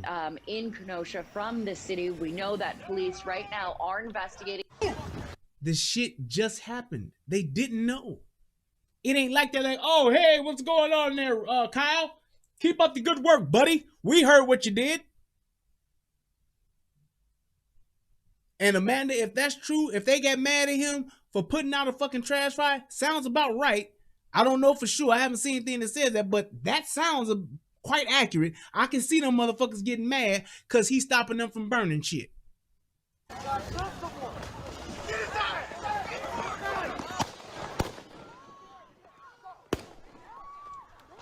Yep. Trying to grab it. There you go. You see the other dude? You see what I was talking about with that false surrender? You see the other dude? He was actually stepping back. And you see he didn't even shoot him. And I'm going to tell you like this. Shout out to the young man that he wasn't just shooting blindly. Like most niggas do, which is why we have 10-year-olds getting killed. Which is why a little girl who's sitting in her living room watching TV gets shot.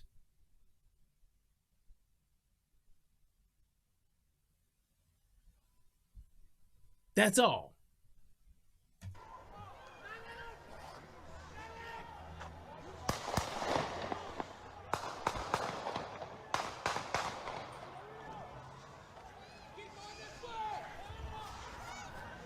And there, look at all this shit that's in the street. This ain't no peaceful protesting going on.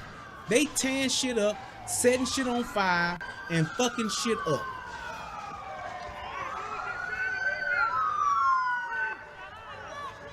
Yes.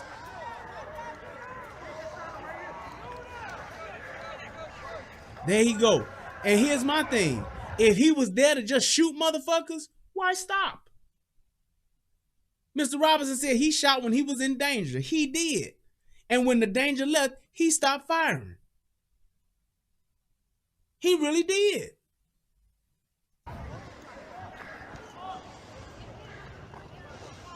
Hey, he just shot them. Hey, dude right here just shot them. Dude right here just shot all them down there. That dude just shot them up there. That dude right here. Yeah. See that? He's smart enough to not pose a threat. Not pointing the gun at the police or anything. He's just walking. What would they think? Oh, this is the shoot. No, you ain't gonna think that. Y'all riding to some shit. Y'all have no description of what's going on. All y'all know is there's a bunch of fucking chaos and shots fired. And there are plenty of people out there with guns.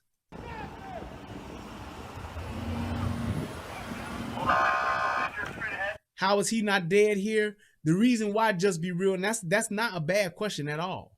How is he not dead here? So why didn't the police just jump out and shoot him? Because in Wisconsin, you can carry a firearm. You can carry a rifle. In most states, you can carry a rifle. That's not illegal. And you would think that you would more than likely have some shit like that during a time like this. There's nothing illegal about that. Do you remember the dude who got when the retired police officer got shot at the pawn shop? And the dude who was watching him die would just kept saying, "Damn, cuz, oh man, oh no, cuz, wow, damn, oh no, man." That dude had a rifle. They was all out in the streets. He was talking shit to one of them cats at first, like, "Y'all motherfuckers gonna do some shit. That man doing his job. Y'all do some shit to him, nigga. We can do what it do. Nigga, give me the motherfucker, give me the ooh-wop. Nigga, give me the ooh-wop. Give me the ooh-wop." That's what he could do. That's what he was ready to do. Ain't nothing illegal about that. So this guy walking down the street with a rifle, there's nothing wrong with that. And then for people to try to say, if that was a black dude walking with a rifle, he'd have got shot. How many niggas have gotten shot walking down the street with rifles? Matter of fact, how many niggas got rifles? Most niggas, if they get to go into the gun shop, they want to buy the Glock with the 33 round mag. I want to buy the gun with the drum, the handgun with the drum on it, so I could be like, "Brak, brak, brak, brak, brak." Nigga, give me the Draco, nigga. I want to get the Draco. Most niggas don't even realize how much and how efficient of a weapon an AR-15 is. Most niggas don't even know how to train with an AR-15. That's why most niggas don't have AR-15s.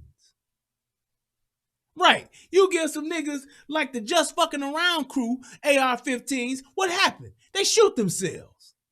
That's what they do. Give a group of niggas some AR-15s. What's gonna happen? ADs, accidental discharge, 3 niggas going to the hospital, medic. That's what you gonna have.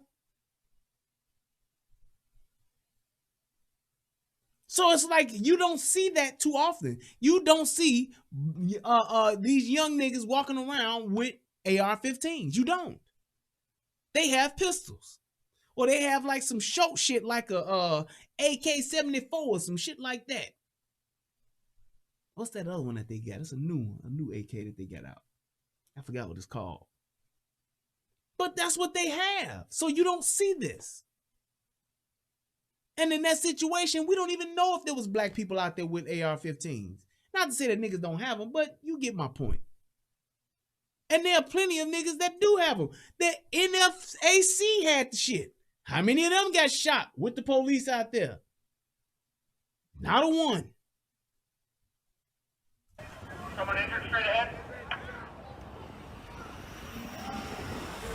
Get out of the road!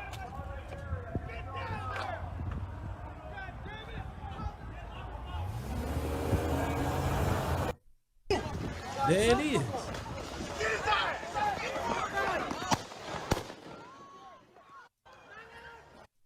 All right, I think we've seen that enough. Yep. It's like this, man. Y'all tell me what y'all think. Do y'all think this was self-defense, or do y'all think, y'all let me know. Was this self-defense, or was this vigilante? Was this Columbine Part 8 or some shit like that? Because I'm telling you right now, just looking at this, and I'm being as objective as I possibly can. I'm being as fair as I possibly can. I'm calling it on both sides. I don't see what this dude was in the wrong. I just don't see it. I don't see it at all. And even if you look at the dude that was actually filming the shit that before all this shit happened, is a dude named McGinnis. I wonder if I have that. Do I have that video? I don't think I do, because I said I don't even think we needed to really like go over that. Yeah, I didn't.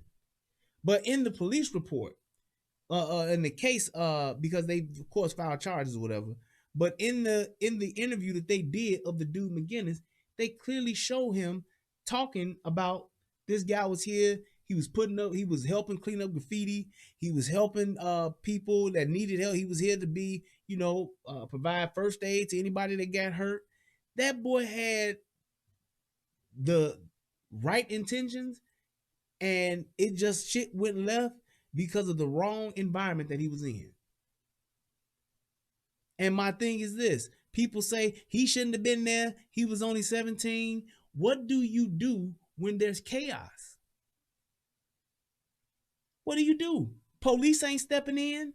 What are you gonna do? After about 3 or 4 motherfuckers get shot, now the police saying, yeah, we here now. No, y'all ain't. Y'all been bullshitting. Because y'all want to make shit terrible. Y'all want to make shit bad just so people won't vote for Trump. You sacrificing your own citizens, your own constituents for a fucking election. It's terrible. And for that kid to be 17 years old to do what he did, I can't really be mad at him. He did a pretty good job.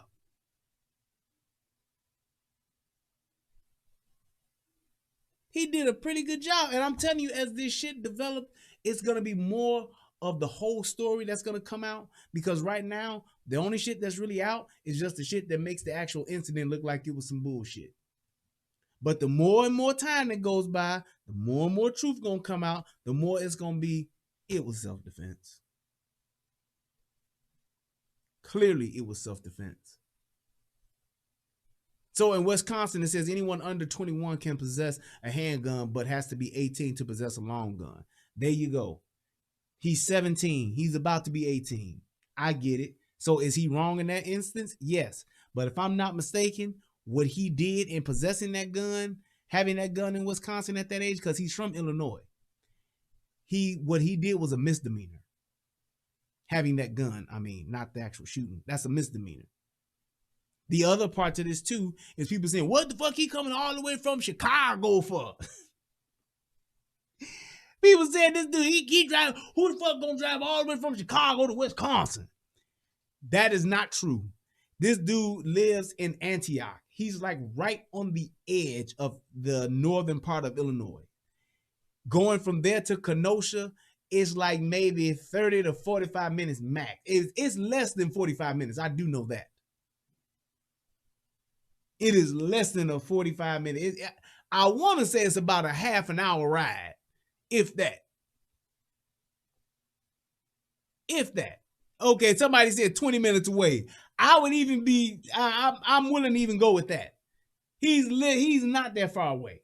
It ain't like this dude drove a long ass way to go up there. His mom dropped him off. And that's the other thing too. I'm sure his mom dropped him off and 25 miles. Boom, there you go. His mom dropped him off, and I know I'm just putting shit together and being logical about it. She didn't just drop him off up there by herself. I know that there's some other people that was with him that he knew. Whether he knew them from some website, from Facebook, or if he knew them personally, I'm quite sure there's some other people up there that he knew, that she dropped him off with. She just didn't drop him off in the middle of nowhere and say, okay, go save people. No. Oh, okay, they saying he worked in Kenosha. There it is. Yeah, I knew that. People say his mom drove him up there. What mom would do that? He probably drove him up there with his friends. And they were like, man, we're going to protect this shit up here in the neighborhood, or where he used to work, or where the old neighborhood, whatever the case may be. Hell, it's like driving from Arlington to Dallas. Exactly. Going from Dallas, here in Dallas, going to Arlington, that's 20 minutes. That's nowhere. That's nowhere. So it's like, I'm just saying, it's like people are saying, well, he shouldn't have been there. He should have stayed his ass at home. It's like you stay at home when you ain't got, it's like you stay at home, but when you're looking at what's happening, what do you do? And especially if it's someplace that you connected to. It's like if some people came and started terrorizing our neighborhood. I don't know these people. Not like that, just aside from a neighborly wave. Hey, how's it going? How you guys doing? But if some motherfuckers came out here acting wild as hell in this neighborhood for whatever reason, I'm showing the fuck up. And yes, I'm going to have my guns with me. Because if they'll tell my neighbor shit, they'll tell my shit. If they tell somebody else shit a block away, 2 blocks away, they'll tell my shit too. If they do the shit over here and over there, they'll do it here too. And if I got friends living in this area and I see that they tearing up their shit and they got businesses and all that kind of stuff, I would do that shit too.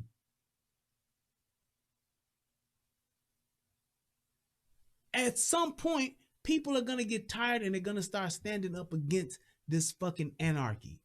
And I'm telling you right now, the law-abiding citizens of this country, we're tired of it. Enough is enough. We're tired of the looting. We're tired of the burning.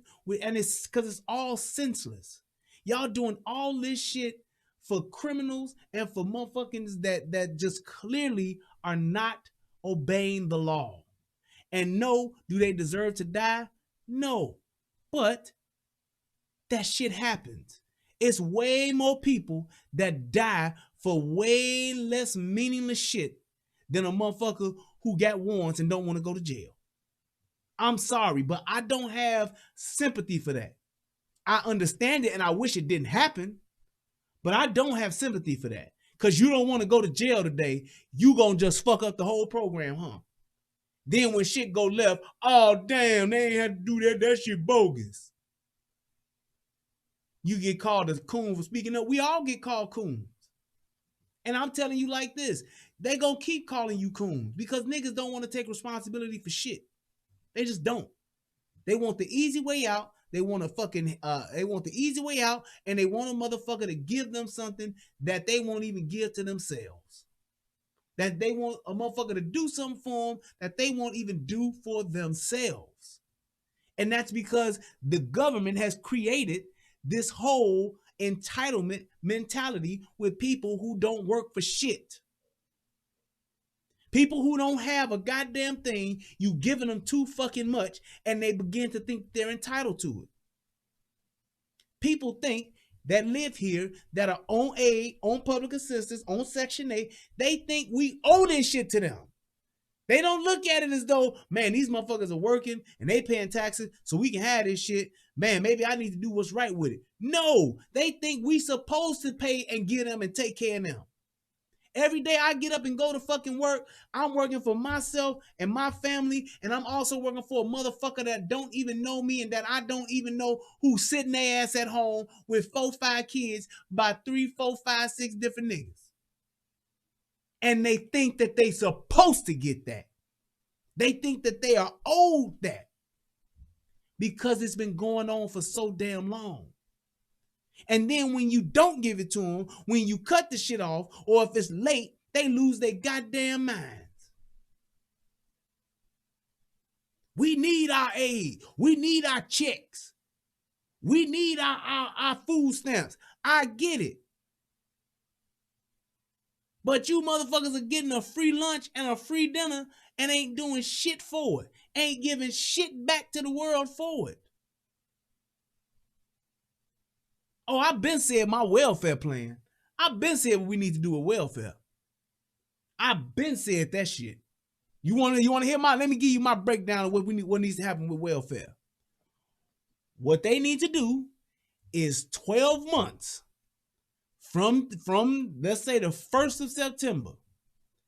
From September 1st to September 1st of next year. No, I'm sorry. Yeah, it's 12 months, right? From September 1st to September 31st or 30th of next year, any baby that is born from that day on until the 30th, if your baby born on October 1st, fuck you. But any kid that is born from now until September 30th gets full coverage of welfare the way it's always been, the way it's always gonna be.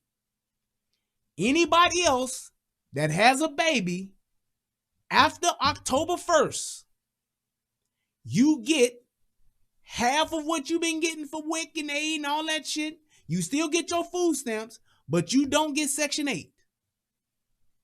And you only get it for, for 5 years, for when they start kindergarten. After that, you got to take your monkey ass to work.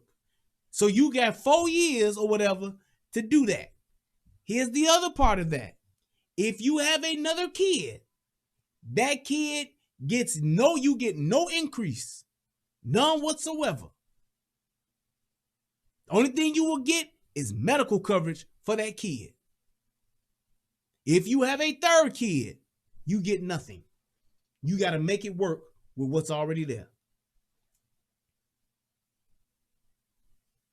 That's it. And you let that shit run just like that. You get 5 years and that's it.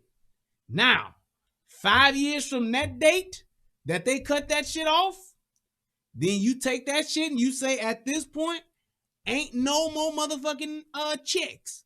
Ain't no motherfucking Section 8. The only thing you will get is medical coverage for one kid. That's it. No more benefits for babies. Watch how these motherfuckers stop having kids. And yes, it's gonna get fucked up. Because niggas gonna think it ain't real.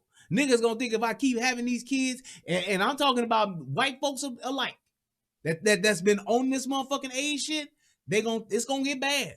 But then they gonna stop. Because it ain't nothing in it for them. Still getting free birth control. You should better get birth control over the counter. Walk in, what's the latest birth control pill? The BC 1800? Okay, give me a pack of those. That's it. And you cut that shit off and say, hey, you knew. But I didn't know, I ain't got nothing for these kids. Why you have it? Why did you get pregnant? I got raped. Why you having it? I love him. Why you doing it? Go get you a job. Go get a job. Go put yourself in position. When you see it ain't no safety net like that, there you go. There you go. And what it's going to do, like I said, them first 4-5 years, it's going to be terrible. Because motherfuckers going to think it ain't real. And it's going to be some motherfuckers starving. It's going to be some motherfuckers fucked up in the game. But it's going to curb itself, and it's going to teach these motherfuckers to stop doing this shit. You ain't going to have no more welfare queens. You're going to have a few welfare princesses. You have a few welfare duchesses. But after that, that's it. That is it. That's how that shit should go. But I believe that's it. I think I'm going to wrap it up here. It's been a couple of hours. I think we're all on the same page as far as this being a self-defense shooting. I believe this was justified, straight up and down. No ifs, ands, or buts about it. I'm telling you right now, I believe that that's what this was. I think that, man, people need to start doing, not necessarily going out and shooting motherfuckers, but people need to start standing up to these motherfuckers, man, because they're not going to stop. And we're talking about from here until after the election, man, y'all can't be putting up with this shit for the next 2-3 months, man. We get what? This is August, September, October, November, next 3 months of this shit. Man, don't do it. Don't do it. Start standing up to these motherfuckers, man. And once they see enough people standing up for this shit, best believe they'll stop. What the fuck is that? Is that 500 yen? I don't know what that is, but thanks for the donation, Sting 41B. That's what's up. But that's what people need to do. We need to start standing up to tyranny. Start standing up to these terrorists. Start standing up to these bullies that's trying to just bring nothing but chaos and destruction to our neighborhoods. People have fought and died for, and blood has been spilled for land for eons. Shouldn't be any different now. It shouldn't be any different now. Plain and simple. That's all I have to say about that. Let me go ahead and give a shout out to those who donated for tonight. If you're watching this on the replay, you still have time to do so. We are at 5,800 subs. Let's keep it going. We on the road to 10,000, baby. Let's do it. Let's see here. If I got anybody on the PayPal side of the game, we're going to go in here and see. Yep, what I do. Let's go ahead and give a shout out to there's a video of him running from the first guy he shot in the head. At least 2 of the victims had criminal records. Oh yeah, I didn't even want to bring that up. But shout out to Julius Wilborn, who hit your boy out for $5. Yeah, all 3 of these motherfuckers had records. All 3 of them, the people that got shot, which don't matter. But you fucking with people, that's what happens. But all 3 of them had records. I didn't even want to get into that. I saw that too, Julius. They did. But and just like how I did with George Floyd, you know, a person's record in the past don't necessarily weigh in, doesn't have a determination on what happens with them with the police. Each interaction is what matters. And when you're doing shit that breaks the law, when you're doing shit going against these commands, that's what happens. And even though no, Jim, here's the thing, because you don't know what somebody's record is when you have an interaction with them. And even as a police officer, what somebody did in their past, I may not know it unless I know the person. But if I don't know the person, I can't assume that this person has a record. I can't assume that this person has issues. I got to treat this person. Now, as an officer, I'm going to use my intuition and I'm going to approach this dude like he is a bad guy. As a police officer, everybody's a bad guy until you prove me otherwise. But in that interaction, that's how I'm going to do it. Unless I know you and I've had history with you, then yes, I take all of that into account. But if I don't know you, I can't assume that you have a record if you do, if you don't. I don't. I won't. I don't know if you're a mass murderer or if you're an upstanding citizen. I don't know. So it doesn't have it doesn't matter at that point in the interaction.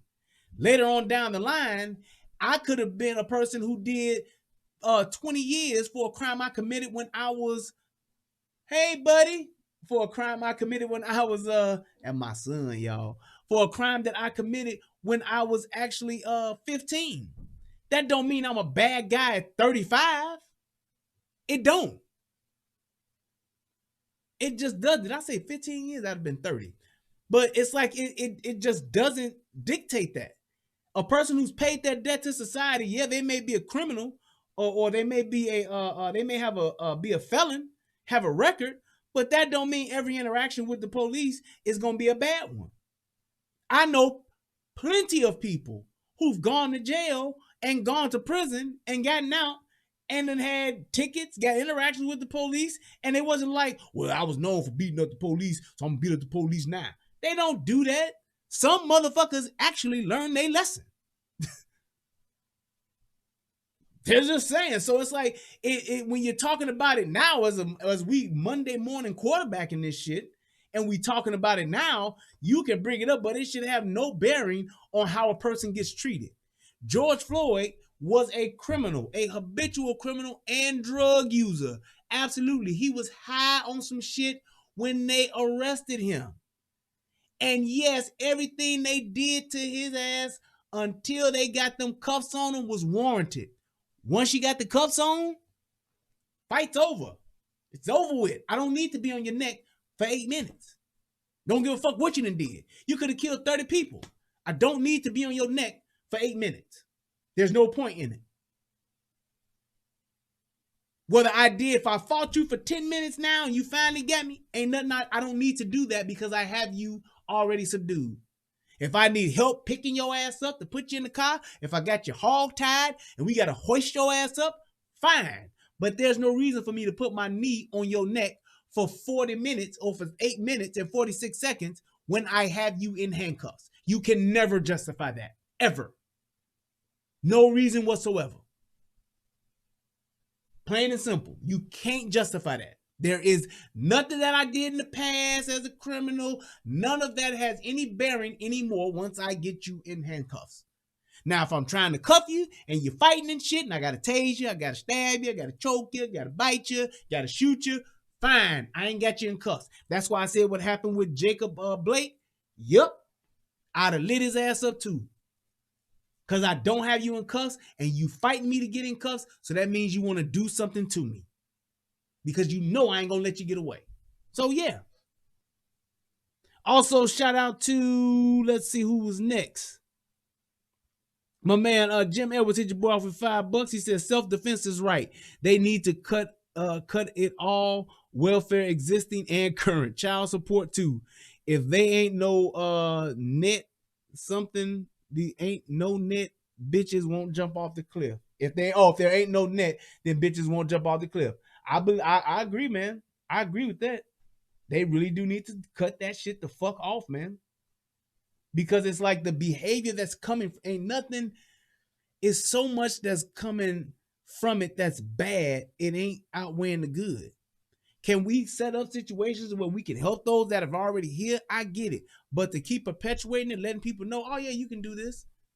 There's no other place in the country, in the world, where a motherfucker can come and lay on their back, have a baby, and instantly get free food, free shelter, free clothing, for the nothing, for the free 99. Ain't gotta do shit. I can get the 3 basic things provided for me: food, clothing, and shelter. Shout out to food, clothing, and shelter, wherever he may be. I can get food, clothing, and shelter just by laying on my back and letting anybody nut in me. If I have a baby, I get taken care of. That's crazy. William Robinson sent $10 to your boy. He said, we totally see it the same. That young man, I guess, did what he had to do in the moment. He sure did. Surely did. All right, that's the PayPal. Let me give a shout out to everybody. Hit your boy on the Cash App. And the Cash App and the PayPal, it still work, y'all. Even if y'all watching this on the replay. And we're going to get on up out of here. Let's see who I got here. Yeah. My man, Michelle Colbray, hit your boy up with $4. He says, I appreciate for what you do, love, and the Midwest up, baby. That's right. My man. Appreciate you.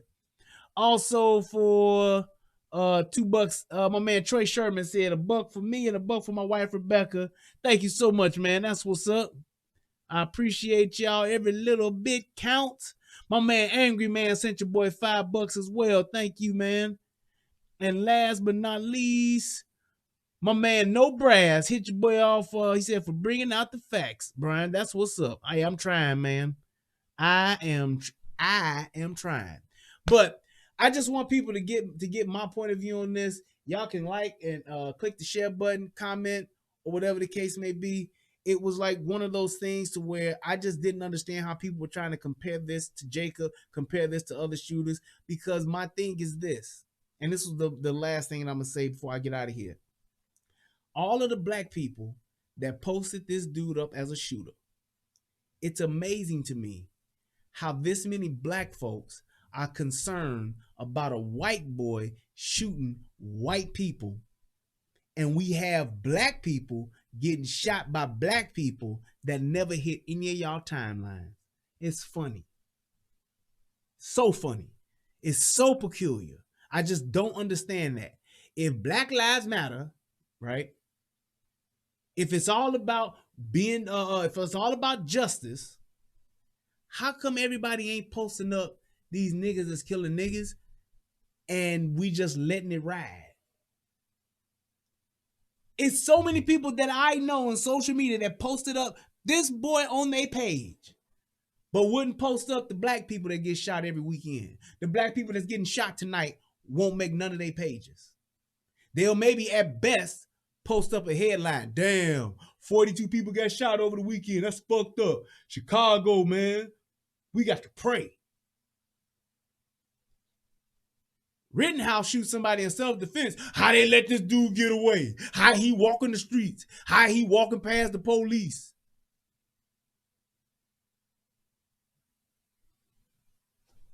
I don't understand that. We so worried as black folks about what white folks are doing.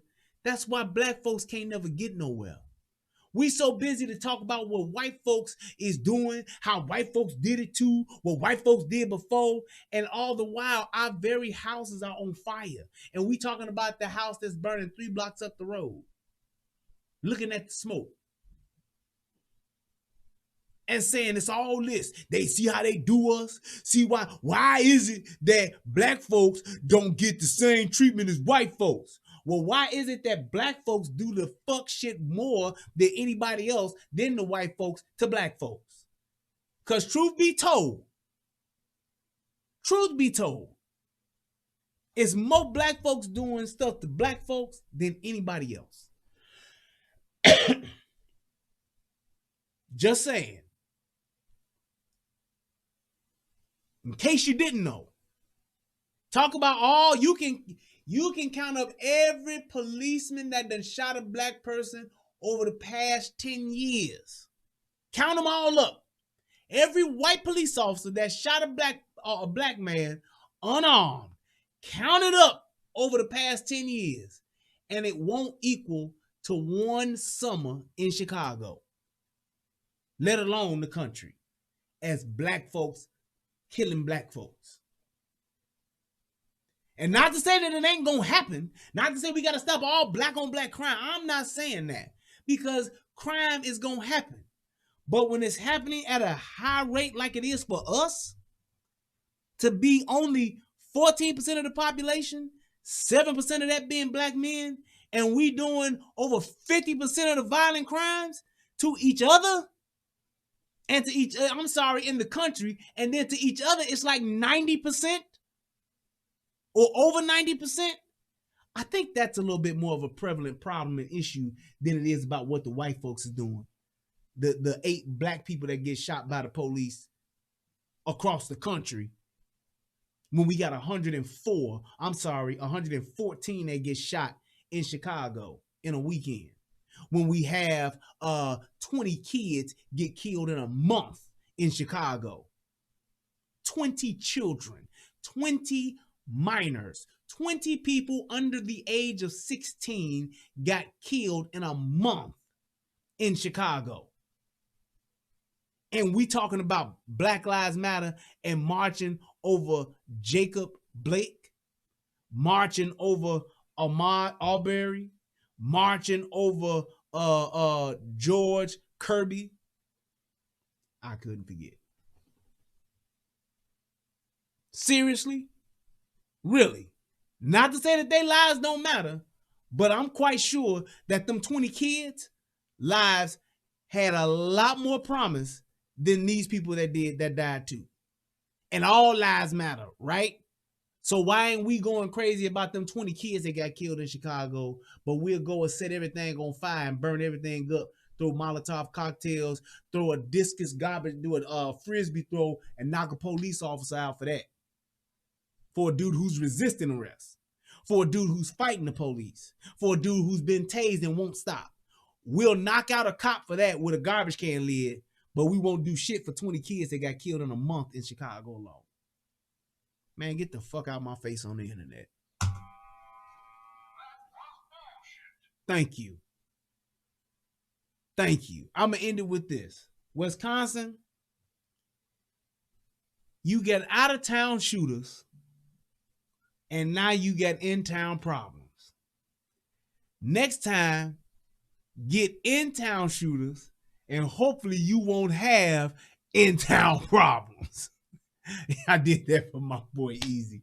Look, guys, thank you so much. I appreciate everybody. Oh, I got one more donation from the PayPal. I'm going to call you out. You got it in time. My man, John Mayoral. Hit your boy off with $5 as well. Thank y'all so much. I appreciate everybody that came and checked us out.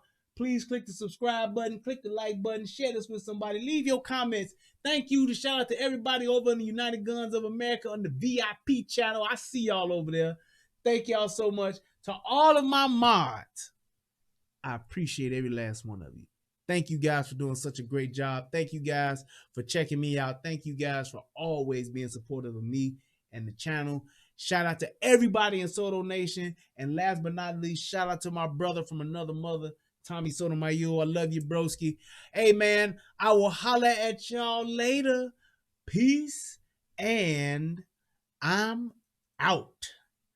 Call of Duty time. It's Call of Duty time. Hey, hey, hey. Y'all have a good night, man. Peace.